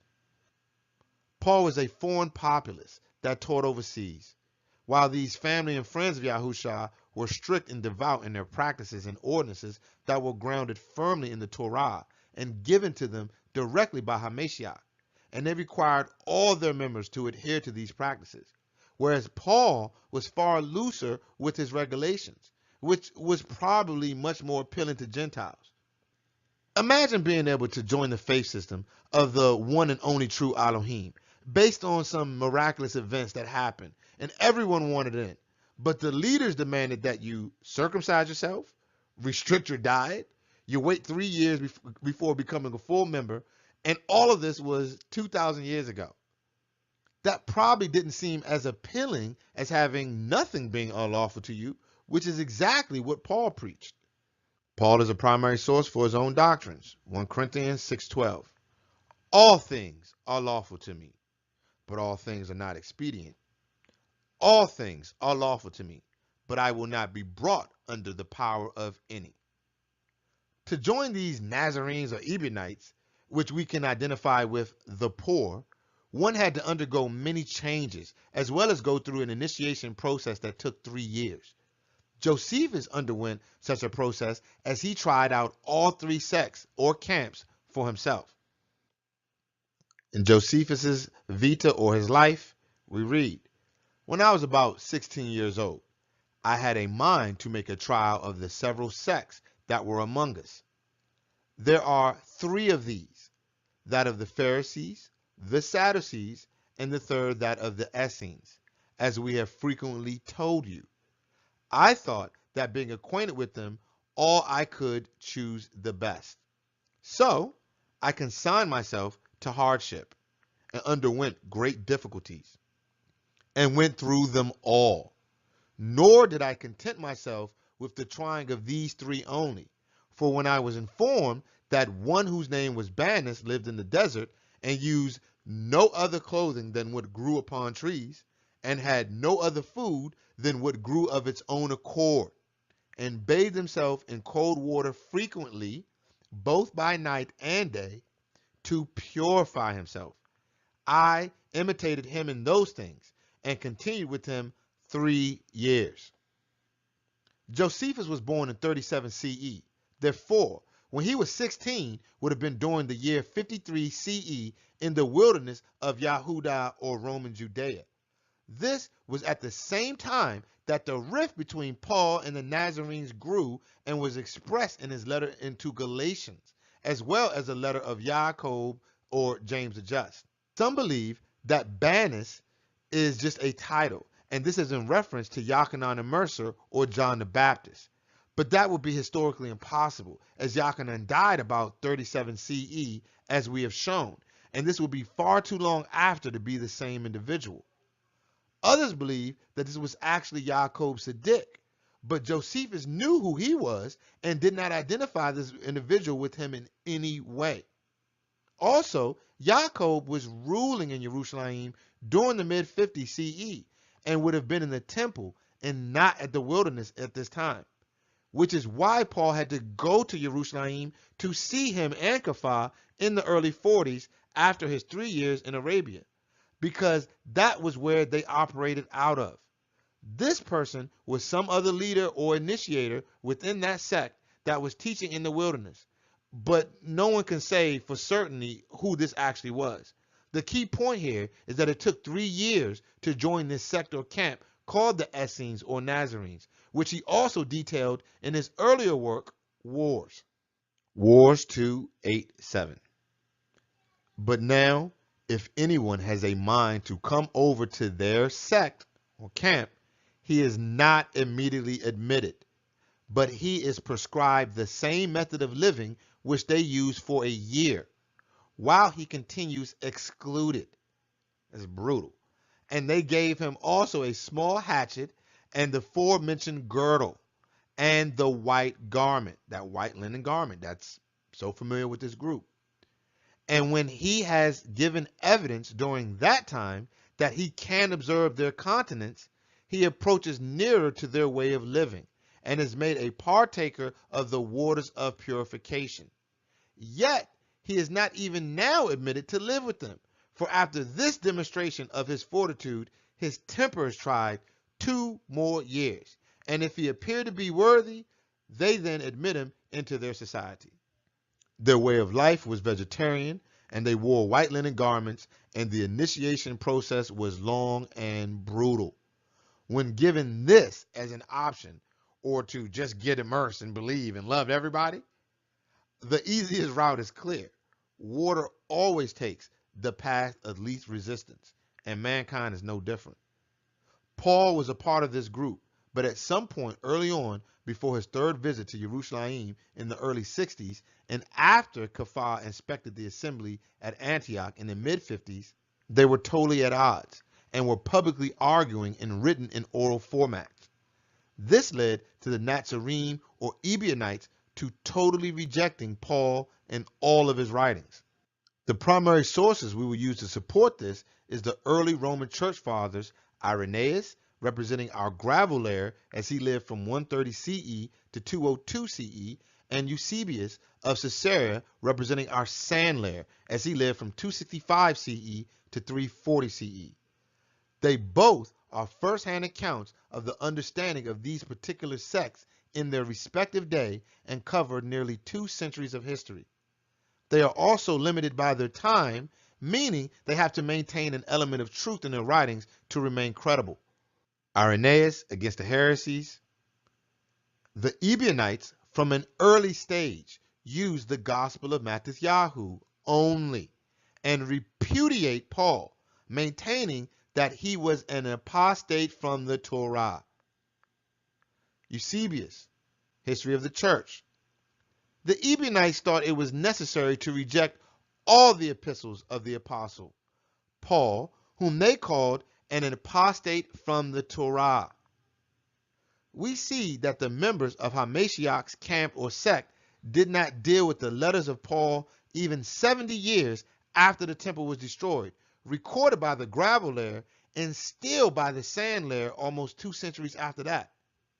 This is strong evidence of the disdain for Paul of Tarsus continued from the death of Yaakov Sadiq in 62 CE to long after the original 12 and their immediate family were gone 300 years later. Paul is identified in Ebionite literature as the liar and the enemy, or the lawless one. And this is congruent with the singular figure in the Qumran corpus known as the liar or spouter of lies, who is also called the enemy as well. Again, this doesn't mean that Paul was not originally a part of the group back in the early 40 CE. And, as it appears, just like Josephus, he underwent the initiation process to join the Nazarenes or Ebionites. Our primary source is Paul himself in Galatians 1:15. Then, after 3 years, I went up to Jerusalem to see Kepha and abode with him for 15 days. After his revelation, Paul did indeed follow the initiation protocol of this sect called the Essenes or Nazarenes. Let us clear something up before we continue. It is our opinion that Paul was a liar, but not lying in general. This surely sounds like some double-minded nonsense, but please, just hear us out. Paul does tell the truth historically within his letters, and the information is valid and it checks out when comparing it to other historical sources. However, Paul is a liar in respects to his theology or doctrines. Let us first look at this liar moniker. Paul constantly denies being a liar in his writings, so much so that it seems as if he is defending himself from personal attacks that are happening at that time. It is also interesting that none of the other authors of any of the books or letters in the entire 66 canon have to protest to being called liars. It's just Paul. He's the only one. Out of Paul's own mouth, Galatians 1:20. Now the things which I write to you, behold, before Elohim, I do not lie. Romans 9:1. I say the truth is in Mashiach. I do not lie. My conscience also bearing me witness in Ruach HaKadosh. Now, if you met me and I told you I wasn't a thief, totally unprovoked, wouldn't you automatically think I was? Of course you would. There were obviously rumors going around that Paul was a liar, and this is confirmed by his own statements. We see in Romans 3, start at verse 7, for if the truth of Elohim has more abounded through my lie to his esteem, why then am I also judged as a sinner? And not rather, as we have been slanderously reported, and some affirm that we say, let us do evil, that good may come, whose damnation is just. Paul was the enemy and the liar, so he defends against that in defense of his doctrines in his letter to the Romans. He even states that if people think that he lies, then his lie has furthered the truth of Elohim, so it's all good. So something good came out of something evil. It's pure madness. The NT records that HaMashiach taught in direct opposition to that. Basarah, Matthew, or the Gospel of Matthew 7:18. A good tree cannot bring forth evil fruit, neither can a corrupt tree bring forth good fruit. Paul is lying about this vision or visions that only he saw, which is the source of his messages for this contrary doctrine. As stated, Paul tells the truth historically, just lies theologically. We will further prove this with his own writings. 2 Corinthians 11, start at verse 13. For such are false shilikim, or fake apostles, deceitful workers, transforming themselves into the shilikim of Mashiach. And no marvel, for Satan himself is transformed into a Malach of light. This is an example of Paul's lying theology. Paul is referencing the leadership at Yerushalayim at this point. We will thoroughly prove this to you in a minute. But he goes as far to say that they are false and like Shaitan. Verse 31. The Elohim and Father of our Master Yahusha Mashiach, which is blessed forevermore, knows that I do not lie. There he go again. Verse 32. In Damascus, the governor under Aretas the king kept the city of the Damascenes with a garrison, desirous to apprehend me. And through a window in a basket was I let down by the wall and escaped his hands. Paul is giving historical truth here. This King Aretas is the same one who pursued and fought against Herod Antipas in the late 30 CE over the issue attributed to the unrighteous killing of Yochanan and Mercer that we already covered. In the exact same way this Arabian king hounded Herod Antipas, he hounded other Herodians in the region as well, which included Paul. That was all under the area of the tetrarchy of Herod Antipas. Paul went into the region known as Arabia, called Perea, across the Jordan or Jordan River that was under Herodian rule and was governed by this Arabian king Aretas just before his 3-year initiation into the Nazarenes or Essenes. Galatians 1:17. I neither went up to Jerusalem to them which were shilikim or apostles before me, but I went into Arabia and returned again into Damascus. Paul did not go to Jerusalem just like he said, but rather went to the Herodian controlled region across the Jordan. So he didn't go here, he went over here just like he said. He did this after he got his revelation of a Mashiach, and he uses this truth as a warning to those he calls false apostles, to exemplify the fact that Elohim had preserved him. Please remember, this region over here that we have highlighted, this is the same region where Pella was located, and the Nazarenes, led by Shamma'un, that they fled to after the murder of Yaakov Sadiq or James the Just. That region was friendly to the Messianic movement and sheltered the family and followers of Yahushua and was at odds with Herodians like Paul. The NT, which includes the book of Acts that is supposed to be the historical accounts of this period, is the inverse of the situation with Paul of Tarsus. Where Paul tells the truth historically but lies theologically, Acts and the rest of the NT seems to lie historically but is generally honest about the theology. Just as in the case of Yochanan and Mercer's interaction with Antipas and his death, doctrinally that was not far from the truth, but historically it was way off. The Nazarenes or Zealots were in direct opposition with the Herodian establishment's pollution of the temple, and their niece marrying was definitely one of the complaints against that establishment, thus making the doctrinal matters accurate.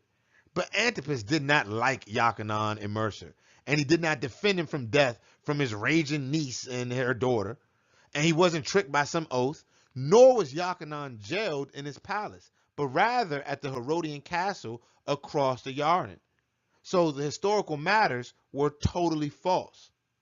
The region described as Arabia here during the 1st century CE extended all the way from Syria into what once was the region of Ammon, going all of Pereira.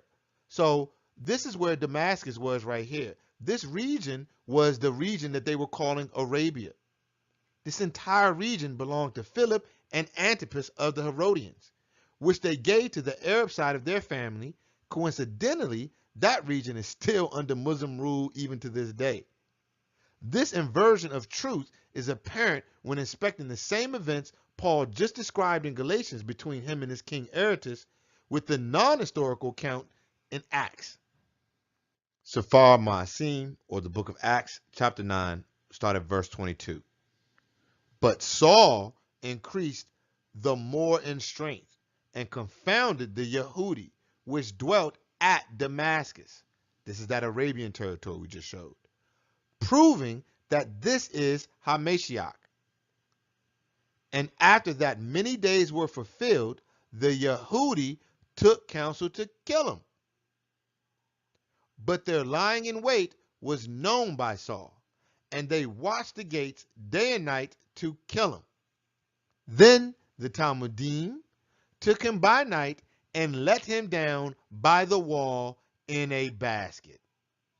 This passage is historically false. Paul was not let down by a basket in 2 separate events, unless we all believe that was just his special move that he only recorded one time. The city of Damascus was garrisoned by order of Aretas. How could the Yehudi cover every entrance and exit to a city as large as Damascus without a siege or a garrison? Of course they couldn't. Also, do we believe that the Talmudim or taught ones of HaMashiach were in Damascus helping Paul? Especially considering Acts states that no one but Barnabas would even go near Paul. No, of course not. And the text witnesses against itself. Paul was let down in a basket to protect him from the Arabian king, just like Paul said in his letters to the Galatians.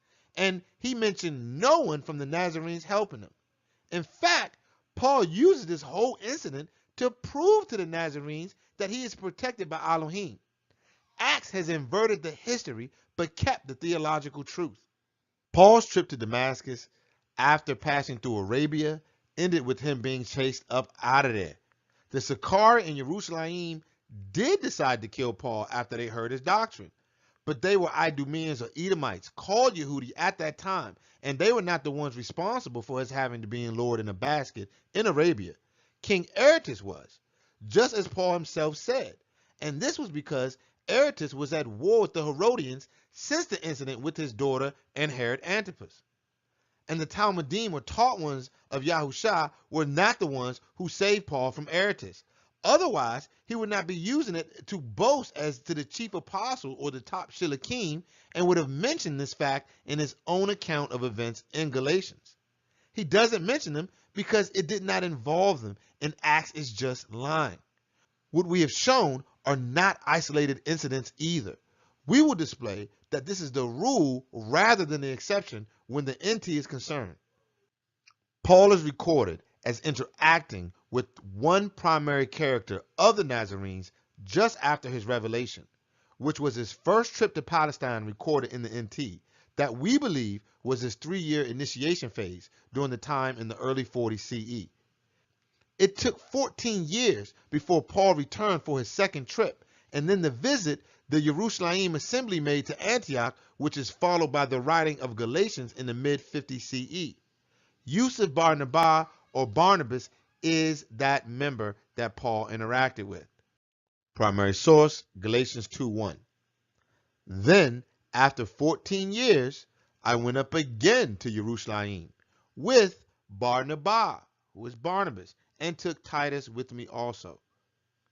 This is the first Paul mentions of Barnabas, who is actually the gospel character Matthew or Matthew that filled the 12th position in the Shilikim after it was left void by Yehuda of Kerios or Judas Iscariot. A primary source for the identity of Barnabas is from the concrete layer and is Clement of Rome, who again lived from 35 to 99 CE. He studied under and traveled with Shamma'un Kepha or Simon Peter and knew the new 12 directly as well, which seems to be a common theme for those who are in any type of reasonable authority on the teachings of historicity of Yahusha. Acts of the Nazarenes is our primary source, Book 1. After him, Yusuf, Barnabas, who is also called Mattityahu, who was substituted as a Shuliach in the place of Yehuda of Keriot, began to extort the people that they should not regard Yahusha with hatred, nor speak evil of him. This is also somewhat revealed in an offhanded way in Acts, to bury the truth and hide the choosing of Yaakov Sadiq as the leader of the Nazarenes, which we'll get into in Part 2C as we keep mentioning. Our primary source is Sefer Ma'asim or the Book of Acts, 436. And Yusuf, who by the Shilikim or the apostles was surnamed Barnabas, which is being interpreted the son of consolation, a Louis or Levite, and of the country of Cyprus. So Mattityahu was a Louis, but was from Cyprus, thus making him a native of Yashraal, but a foreigner to Palestine, and most likely the reason he first gravitated to Paul, who was also a foreigner to the land, which we will also show in the next section. Galatians is a letter written by Shaul or Paul sometime in the mid-50s CE that directly corresponds to 2 of the 3 visits that he made to Jerusalem that are cataloged in the NT's historical account called Acts. But as we have also stated, Acts gives you the true theology but lies historically, while Paul's gives you the historical truth but lies about the theology. It is our opinion that this was done intentionally so that the truth could be attained if you bother to look, but we leave it to the viewer to come to their own conclusion.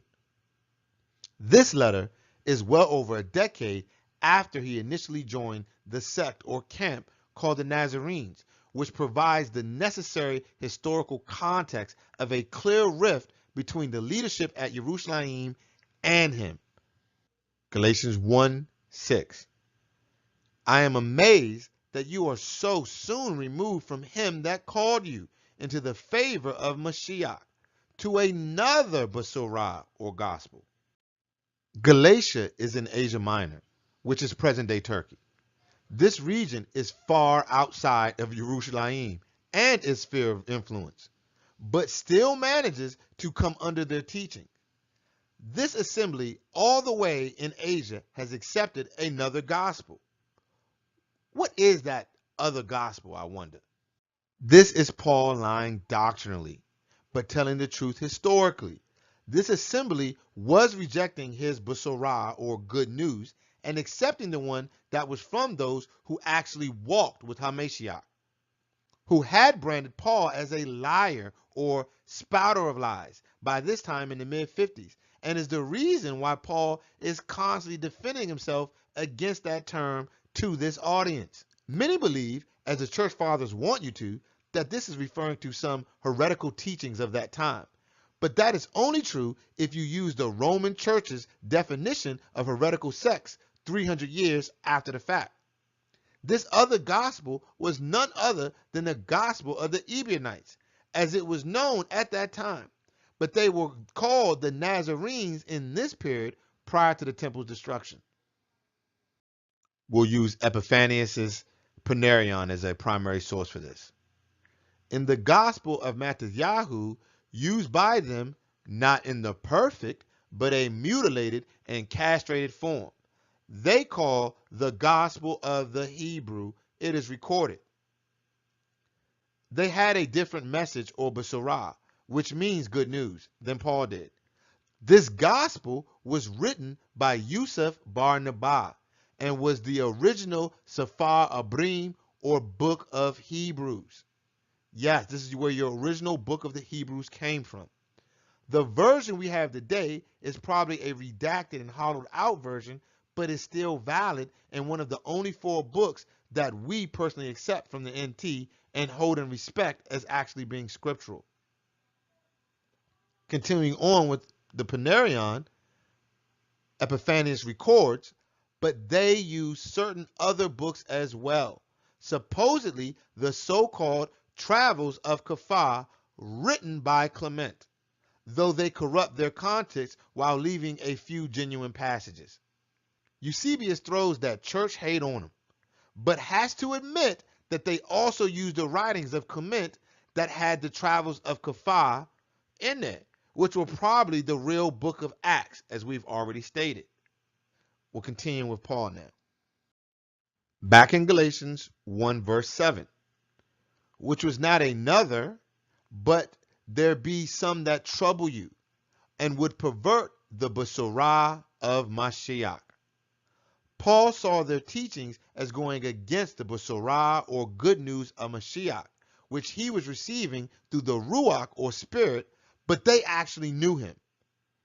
It's laughable.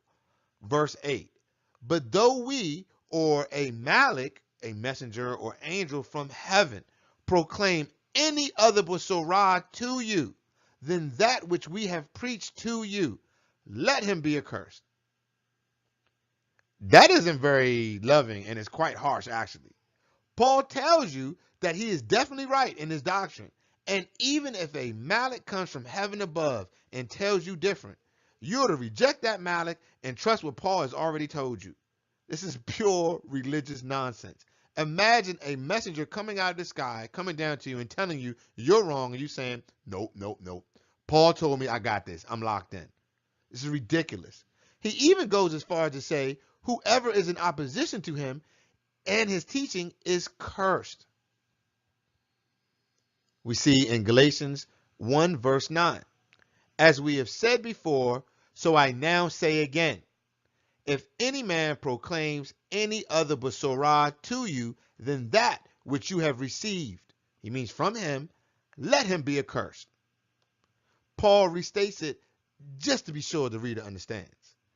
Yaakov Sadiq, or James the Just, who was the actual leader in Jerusalem and the head of the Nazarenes, seemed to directly refute this sentiment in his only letter in the entire NT, that is about 4 pages long.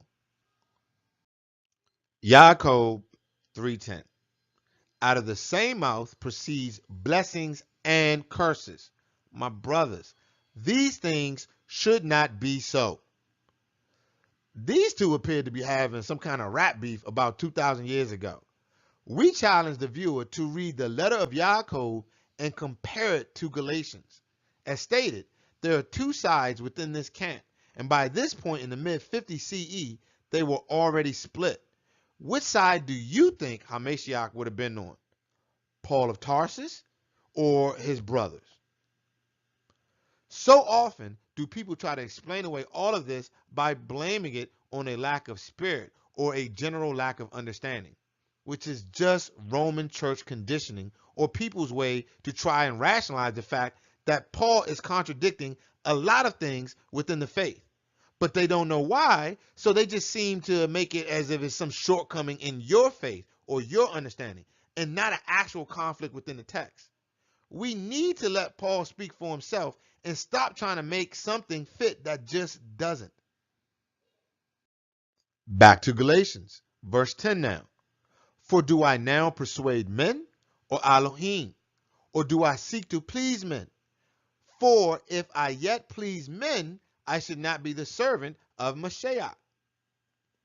But I certify to you, brothers, that the Besorah which was preached to me is not after man.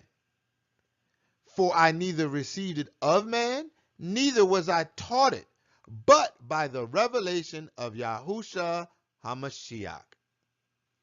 Paul is taking venomous shots at the leadership in Jerusalem right here, at the same time defending his questioned honesty.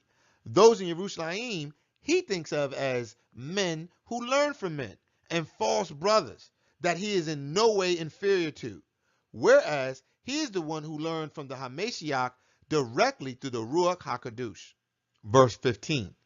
But when it pleased Elohim, who separated me from my mother's womb and called me by his favor, to reveal his son in me, that I may preach him among the Gentiles, I did not immediately confer with flesh and blood.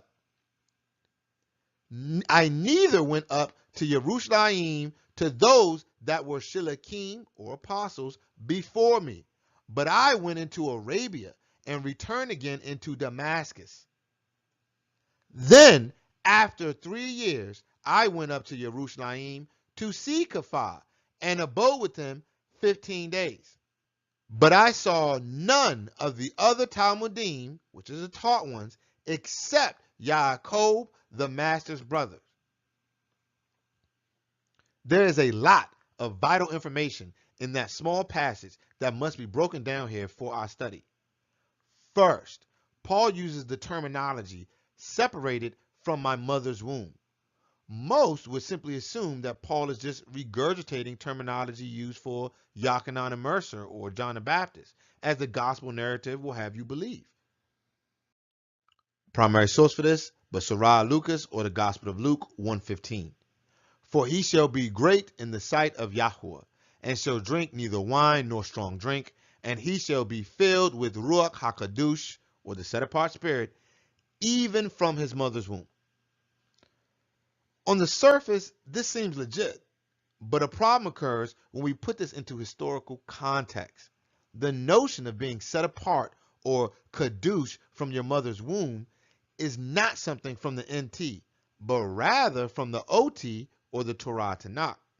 It is clearly listed in its application in the case of the birth of Shamaun or Samson. It is clearly listed in its application in the case of the birth of Shamshun or Samson. Sephar Shaphatim or the book of Judges 13:7. But he, meaning the Malach, said to me, behold, you will conceive and bear a son, and now drink no wine nor strong drink, neither eat any unclean thing. For the child shall be a Nazarite, which is a Nazarite, to Elohim from the womb, to the day of his death. Please notice that the Malach or messenger, which is an angel, appears to the mother and informs her that she will conceive a son that will be set apart from the womb. This is exactly what happened to Hamashiach. Not that romanticized version from the NT, but the very real Nazarite way listed in the OT. This language of from the mother's womb is further exemplified later in the text. Safar Shaphatim, or Book of Judges 16:17. That he told her all his heart and said to her, there has not come a razor upon my head, for I have been a Nazarene to Elohim from my mother's womb. If I be shaven, then my strength will go from me, and I shall become weak and be like any other man. Nasar HaKadosh, or Nezer HaKodesh, is the set-apart crown or mitre worn on the head of the high priesthood, listed in Shamut, or Exodus 29:6, and Wayikra, or Leviticus 8:9. Netzar, or Nezer, which is the root of Nazari or Nazarite, means crown in Hebrew or Hebrew.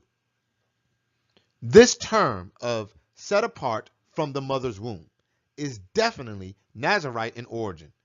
It is one that was applied to Hamashiach, and the visit of the Malachim to both Miriam and the mother of Shimshon cannot be ignored.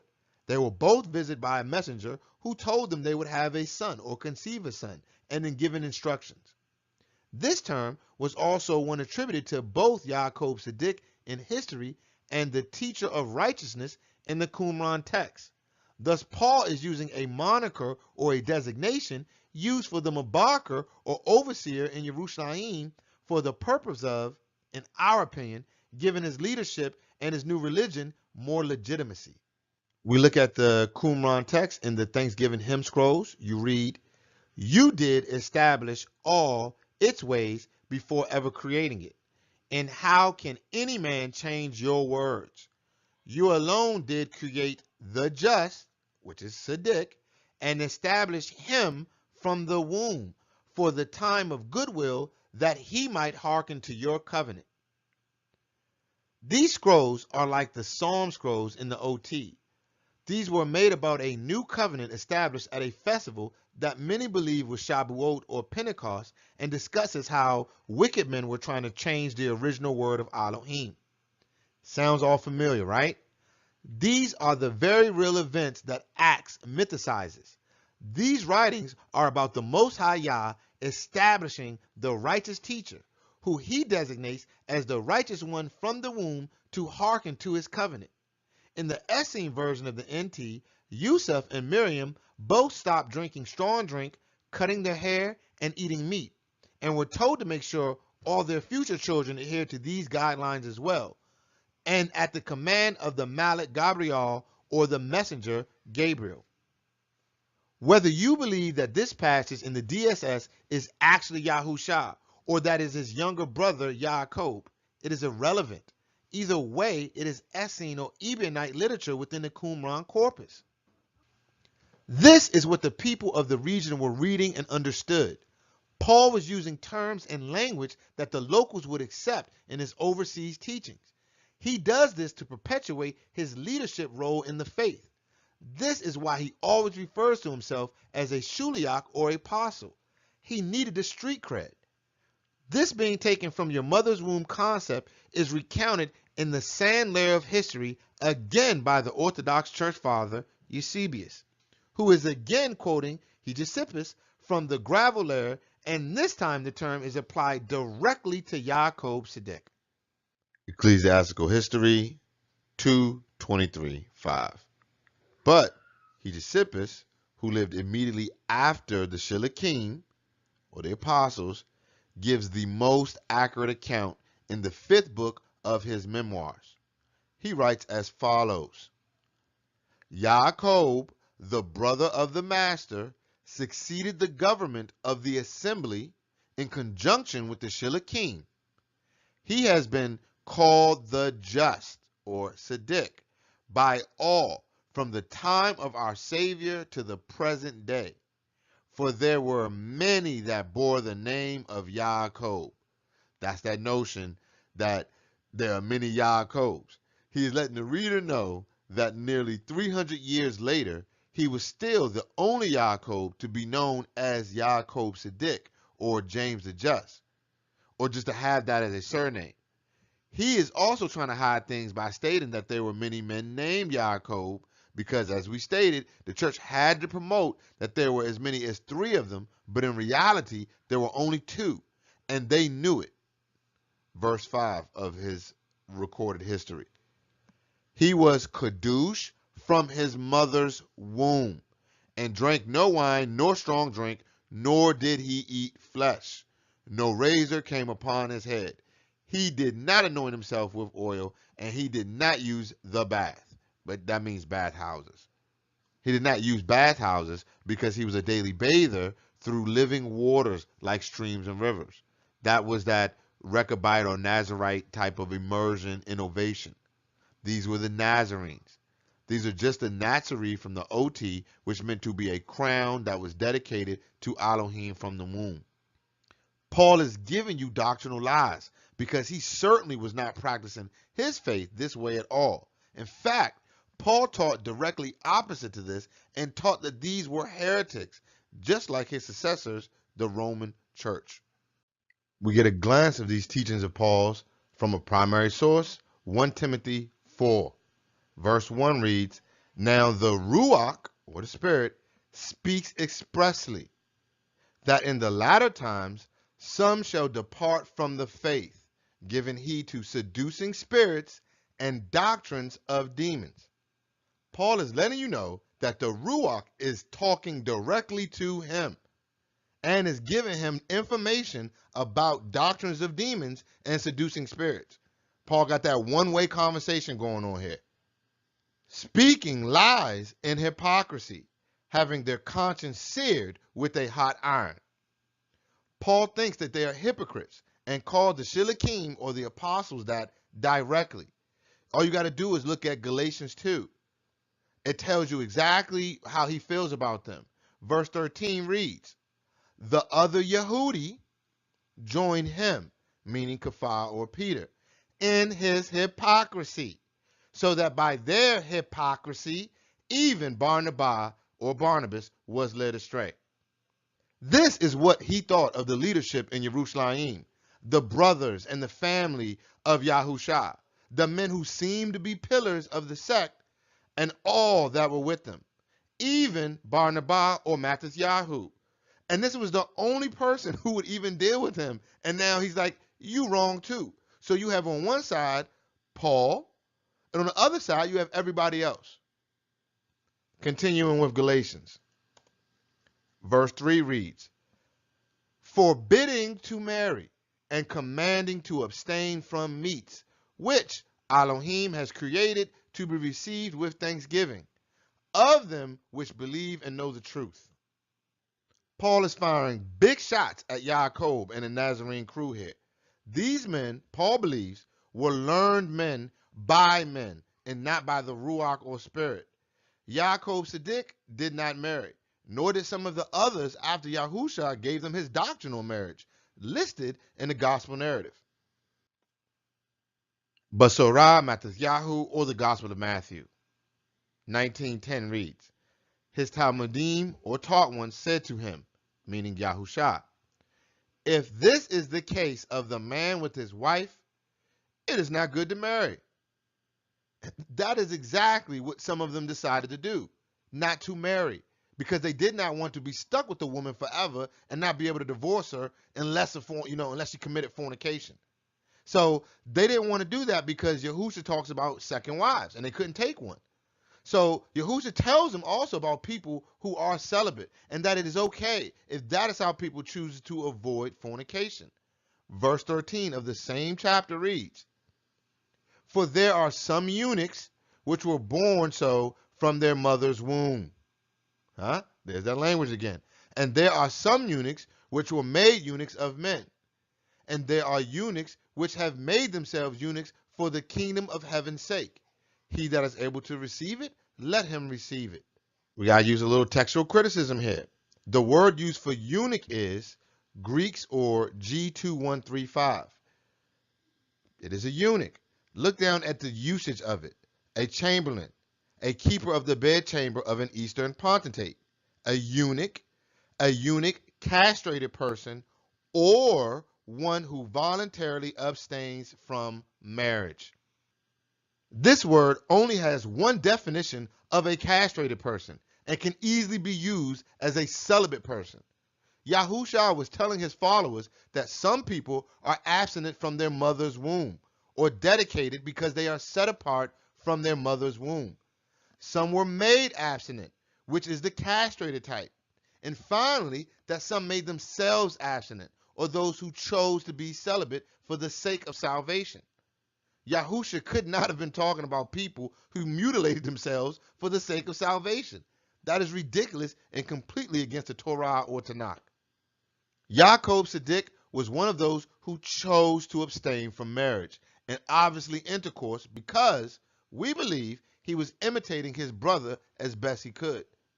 Not all the Shilikim or apostles abstained from marriage though. Kafar or Peter, for example, was married. The primary source for this is Basarah Mattatyahu or the Gospel of Matthew 8:14. And when Yahusha had come into Kafar's house, he saw his wife's mother laid and sick of a fever. Kafar's wife traveled with him and was well documented in the writings of Clement. Kafar had a wife, so all of them obviously were not celibate, but some, and most importantly, their leader was. Then there's this thing about forbidding to eat meat. Please watch our video on the legality of eating meat. But as we have shown, Yaakov abstained from eating meat. But this wasn't because it was a choice like marriage. No, Kafar also followed this instruction given to him by Yahusha. Our primary source, Clement Homilies, chapter 6, is about Kafar's frugality. It reads, understanding or knowing my manner of life, that I use only bread and olives, and rarely pot herbs, and that this is my only coat and cloak which I wear, and I have no need of any of them, nor of anything else. The Essenes or Nazarenes or Ebionites, however you want to designate them depending on the period we're talking about, they taught that eating flesh was something that started with the giants before the flood. And we will get into that in part 3 of this series about the doctrines on Palestine. Their doctrine was that if you had an extra coat, you would give it to another, just as in the gospel narrative. This practice stopped excess and ensured all were taken care of. This was the Essene or Nazarene communal living. Paul was calling this lifestyle evil. This practice is evident in the time of Epiphanius of Salamis, who was born in Yehuda or Roman Judea, and he describes one of the 7 sects in the region as Nazarenes. Nazarenes, same thing here, okay? Play on words. Meaning rebels, who forbid the eating of any meat and do not partake of the living things at all. In his time of the 4th century, Nazarenes, or Nazarenes, however you want to look at them, were identified by the church as meaning rebels, which is not remotely true, as we have shown the meaning of the word is actually crown. But the point is that it was still known that this sect forbade consuming meat, and it was a seditious sect in the eyes of Rome.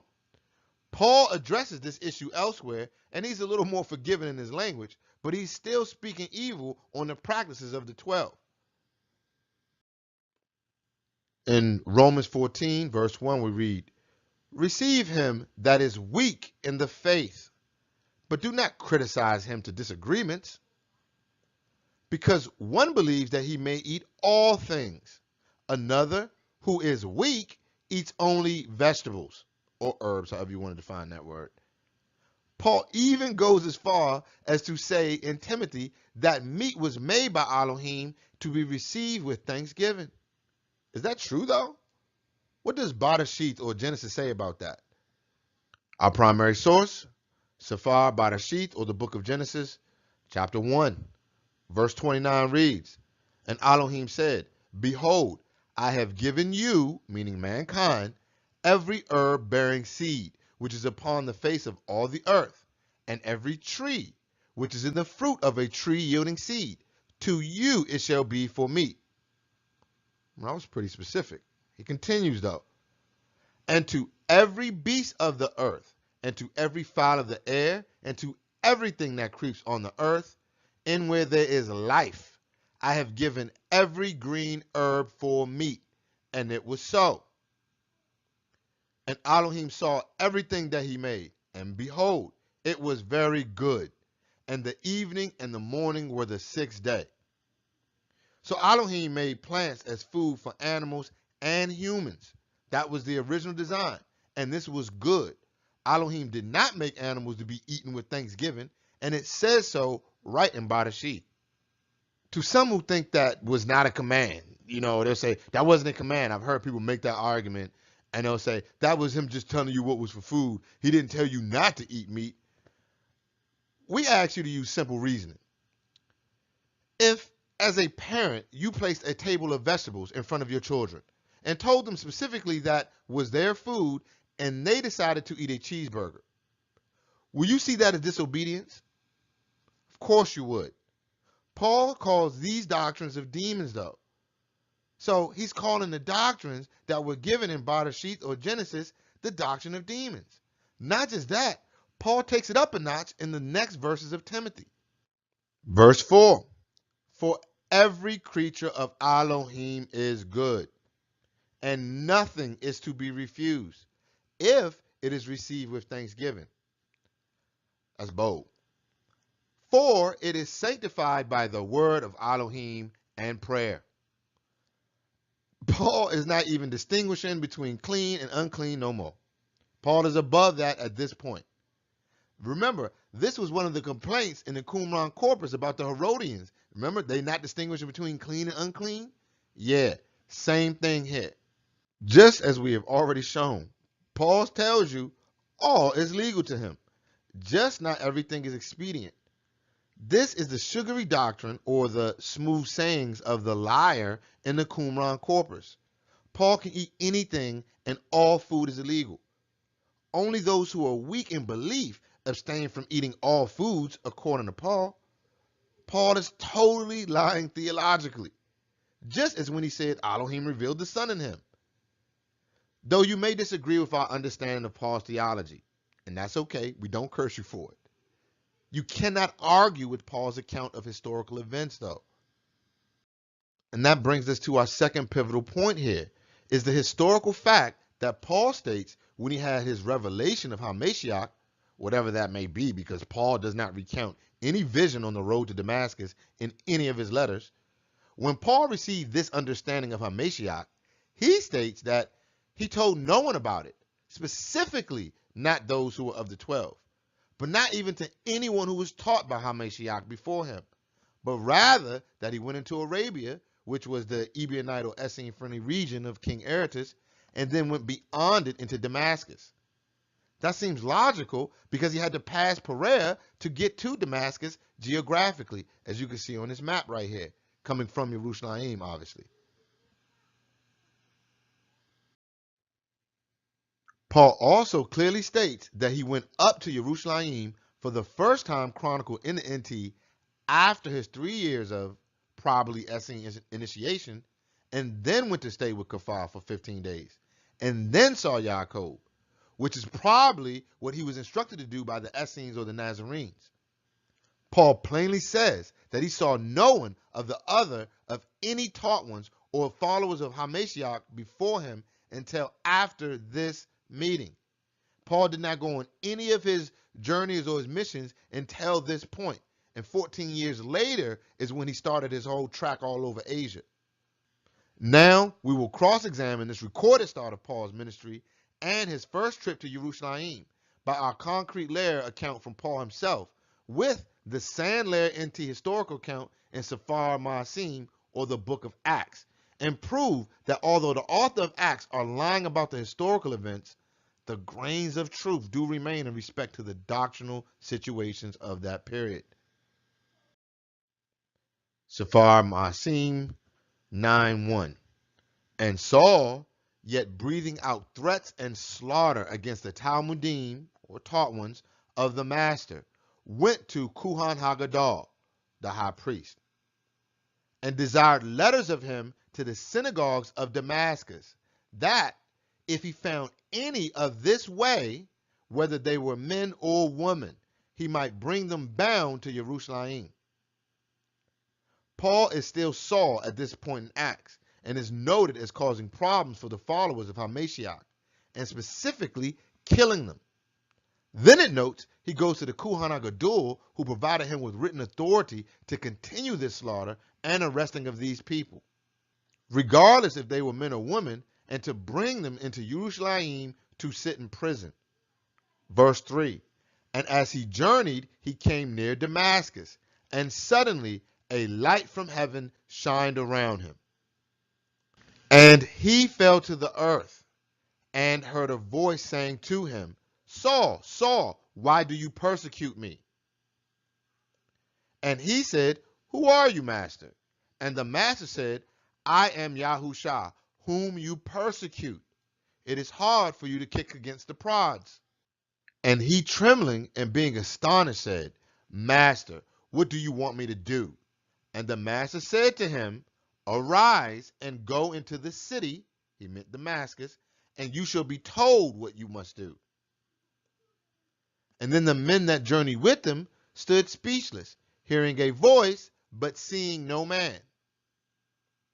And Saul arose from the earth, and when his eyes were opened, he saw no man, but they led him by the hand and brought him into Damascus. And he was there 3 days without sight, and neither did eat nor drink. Let us examine the obvious inversion of historical truth here and the blatant lies. Then will we examine the doctrinal truth revealed in the passage.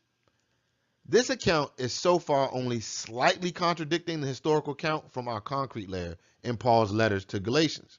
Acts states that after Paul had his revelation, he did not go into Arabia as Paul said he did, but directly went into Damascus, which Paul said he did after going into Arabia.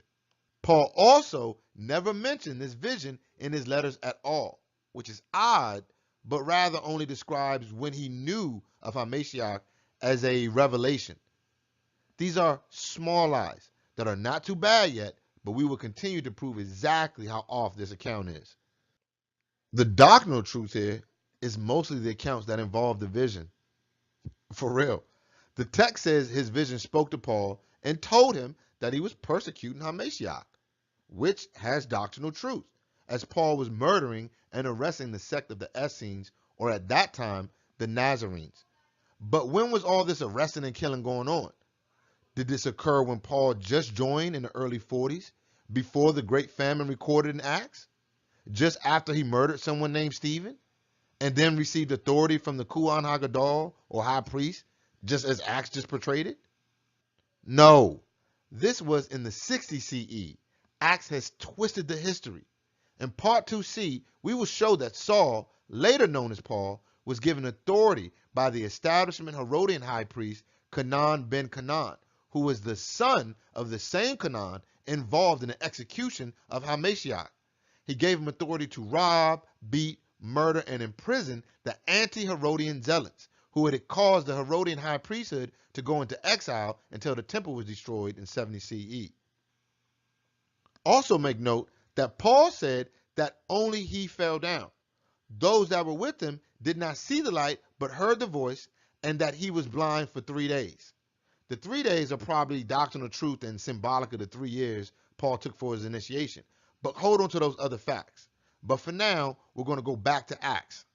Verse 10 reads, and there was a certain Talmudim, so this is a taught one, at Damascus, named Canaan, or Ananias. And the master said in a vision to him, Canaan. And he said, see, here I am, master. And the master said to him, arise, and go into the street which is called Straight, and inquire of the house of Yahudah, for one called Saul of Tarsus, for behold, he prays, and has seen in a vision a man named Canaan coming in and putting his hand on him, that he might receive his sight.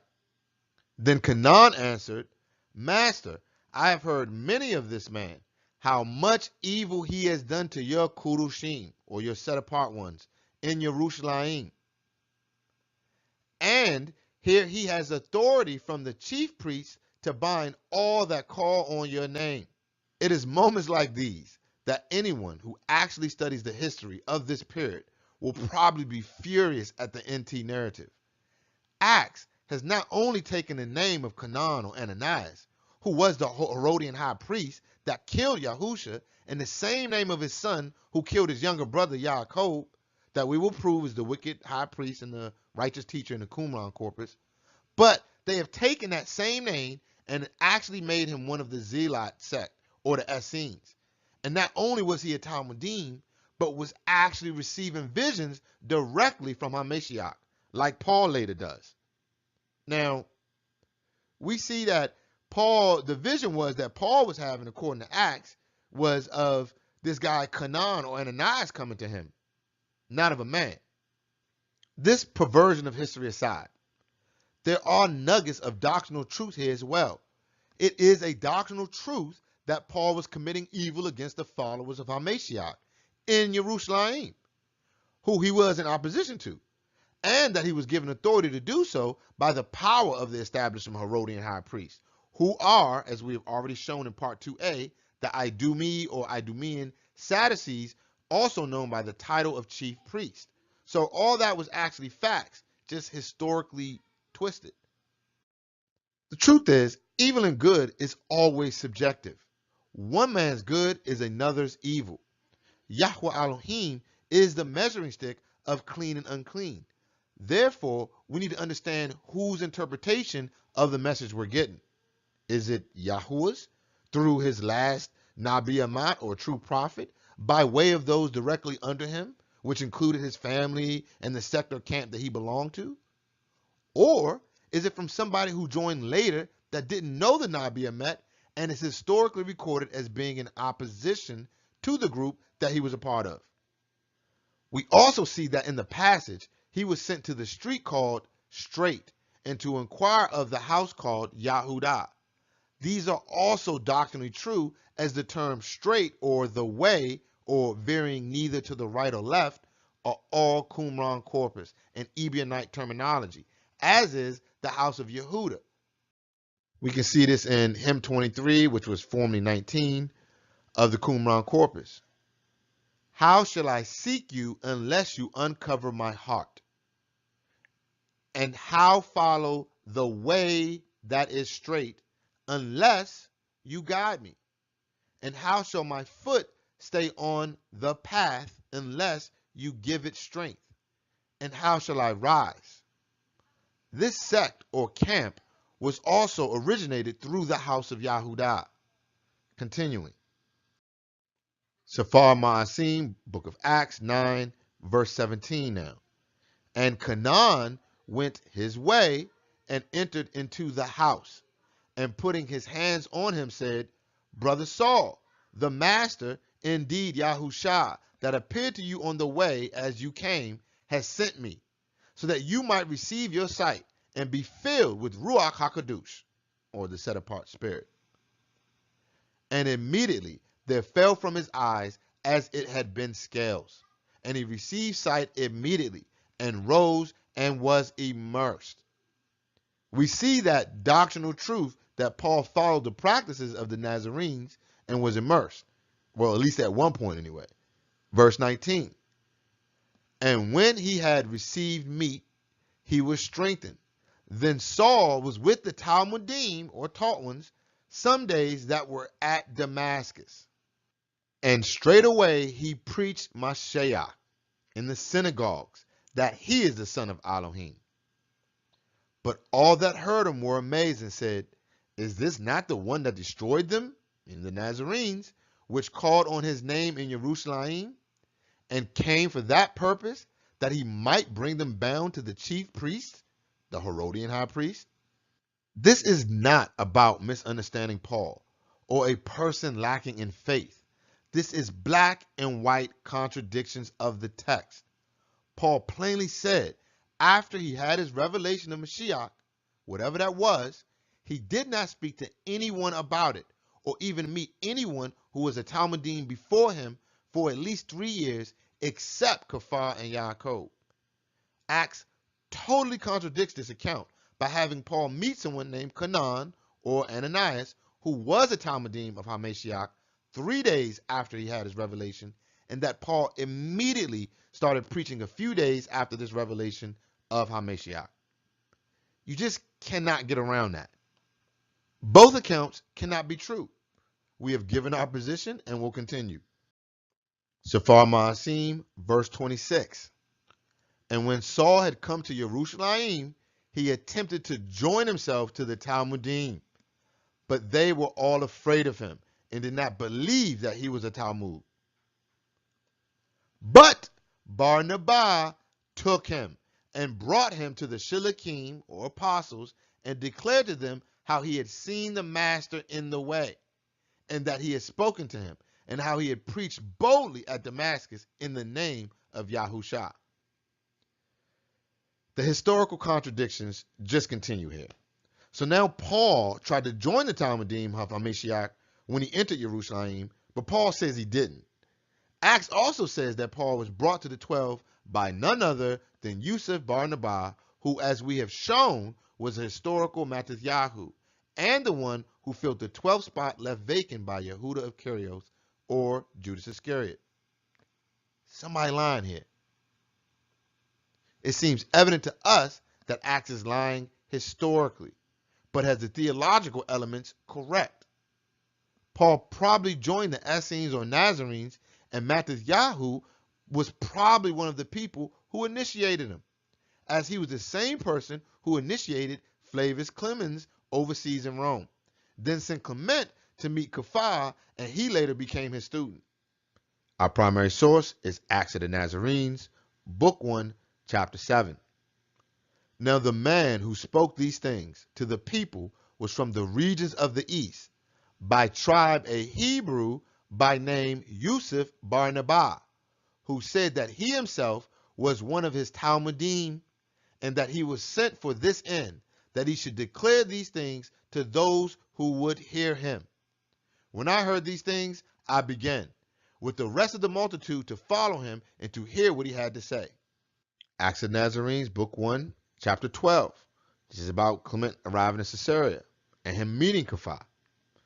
I set sail directly for Yahudah, or Roman Judea, and after 15 days landed in Caesarea Stratonus, which is the largest city in Yasra'al. When I had landed, I was seeking for an inn. I learned from the conversation of the people that one Kepha, a most approved Talmud of him who appeared in Yahudah. We see from the concrete layer of history in the records of Flavius Clemens, who was younger than Josephus, that Barnabas recruited in Rome, which is where he met Paul, and that Kepha was indeed to be sought as an improved taught one of Yahusha HaMashiach. This account depicted in Galatians 1 and Acts 8 was Paul's first time to Jerusalem recorded in the NT. When one considers that the NT narrative of his vision on the road to Damascus that he never records, then it is clear how the label of the liar or spouter of lies was attributed to him.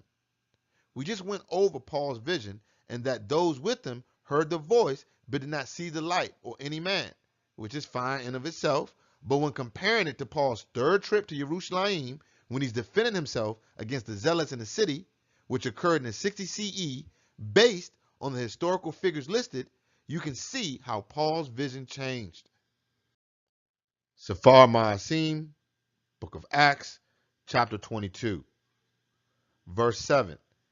And I fell to the ground, and heard a voice saying to me, Saul, Saul, why do you persecute me? And I answered, Who are you, master? And he said to me, I am Yahusha of Nazareth, whom you persecute. This is new information not present before, because there was no mention of a location of Nazareth, which, as we have stated, did not exist. This is probably doctrinal truth and in reference to the Nazarene sect that he belonged to, making this just an overwrite here. Continuing.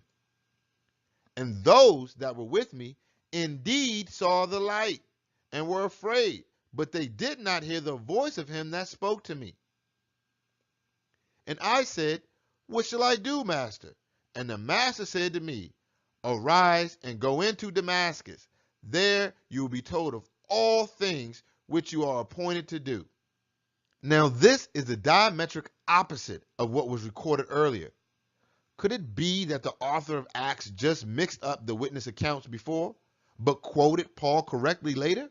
Sure, but that still doesn't explain Paul's final version of this event depicted when he is telling it to Herod Agrippa II while on house arrest at Herod's palace. That's right, Paul spent house arrest at Herod's palace. Safar Ma'asim, Book of Acts 26, verse 14. And when we were all fallen to the earth, I heard a voice speaking to me, saying in the Abrit or Hebrew tongue, Saul, Saul, why do you persecute me? It is hard for you to kick against the prods. This is considerably different now. Not only does it say Paul and those with him fell instead of just him alone, which is a contradiction of the other two accounts, but it also provides new information that the voice he heard spoke in a Abrit, which is probably him trying to legitimize the vision to a bunch of nationalistic zealots who look at him as a foreigner.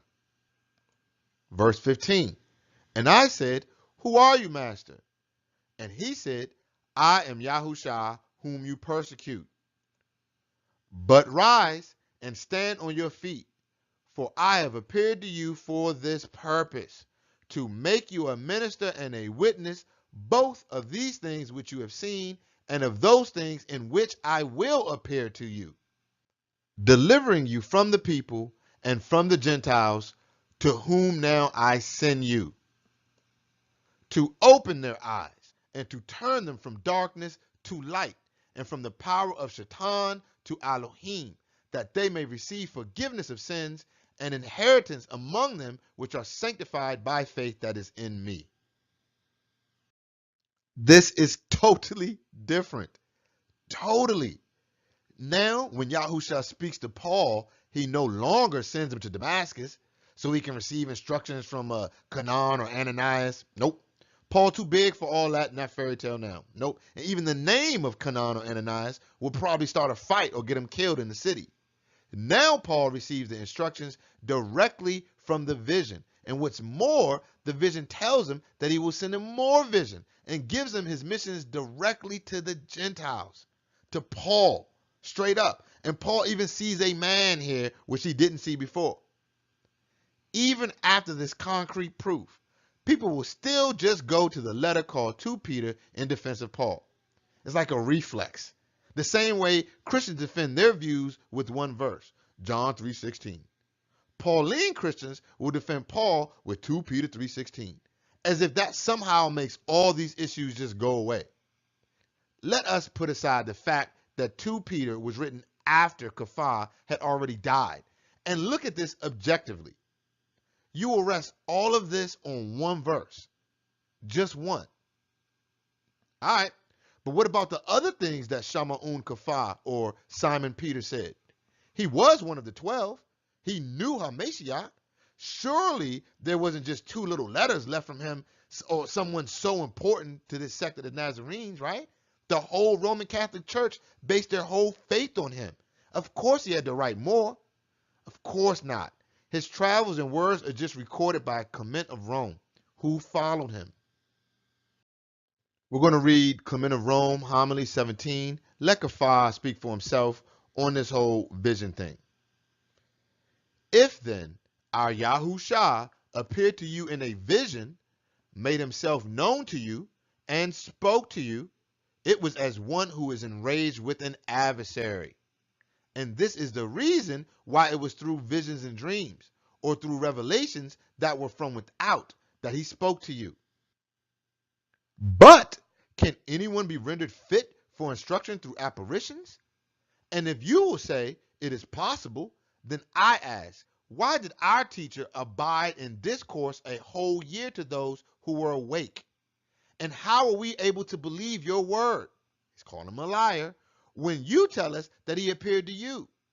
And how did he appear to you when you entertained opinions contrary to his teachings? But if you were seen and taught by him and became a shuliach or apostle for a single hour, proclaim his utterances, interpret his sayings, love his shilikim, contend not with me who company with him. For in direct opposition to me, who am a firm rock, the foundation of the assembly, you now stand. If you were not opposed to me, you would not accuse me and revile the truth proclaimed by me, in order that I may not be believed when I state what I myself have heard with my own ears from the master, as if I were evidently a person that was condemned and in bad repute. But if you say that I am condemned, you bring an accusation against Elohim, who revealed Hamashiach to me. And you criticize against him who pronounced me blessed on account of the revelation. But if, indeed, you really wish to work the cause of truth, learn first of all from us what we have learned from him, and becoming a Talmud of the truth, become a fellow worker with us. This is from the granite layer of history, and probably directly speaking to Paul, but has been labeled as if Kafar was speaking to Shama'un HaMagi or Simon Magus by the Roman Church to hide the conflict there. Regardless, let us say that it was to the magician. The points he made are still valid. Kafar doesn't believe you are fit to teach through instructions if you receive them from visions. He also said that if a person was getting visions that were contrary to what the 12 taught, then they were as an adversary, which is exactly what Paul admits about his visions, that Yahusha condemns him for persecuting him. Kafar also made the point that it was useless for Yahusha to teach and walk with them for a whole year if he was just going to give the real truth through dreams and visions later. That would require everyone to just believe you or trust you at your word, even though you're teaching things differently than what Hamashiach taught. Paul didn't have the understanding that the 12 did, because Yahusha taught them directly and even told them that they knew more than the prophets and righteous men before them had. Our primary source for that is Besorah Mattatyahu, or the Gospel of Matthew 13:17. For truly I say to you, that many prophets and righteous men have desired to see those things which you see, and have not seen them, and to hear those things which you hear, and have not heard them. This is reinforced in Besorah Lucas, repeating the same information in 10:24. For I tell you that many prophets and kings have desired to see those things which you see, and have not seen them, and to hear those things which you hear, and have not heard them. Now, we are to believe that Paul got the 12 beaten understanding, right? And these guys are just like dumbfounded or something, and they're a little bit slow. All right. We see in the Clementine literature that Kepha finally told him to just join as a learner and walk the proper way. But as we know, Paul didn't learn from men, and he only had his learning from visions. That's just how he rolled. In our opinion, the label of the liar or spouter of lies makes sense given the information from the NT and history.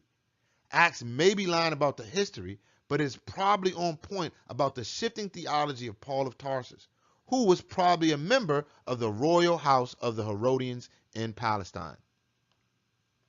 This completes section B of part 2 of this series. As always, we encourage everyone to do their own research. Don't just simply trust us. Please feel free to respond or provide feedback in the comment sections of this video. Section C will be the last section of part 2 and will focus on the historical truth behind Paul's 3 trips to Jerusalem and the actions of his family, the Herodians. As always, shalom.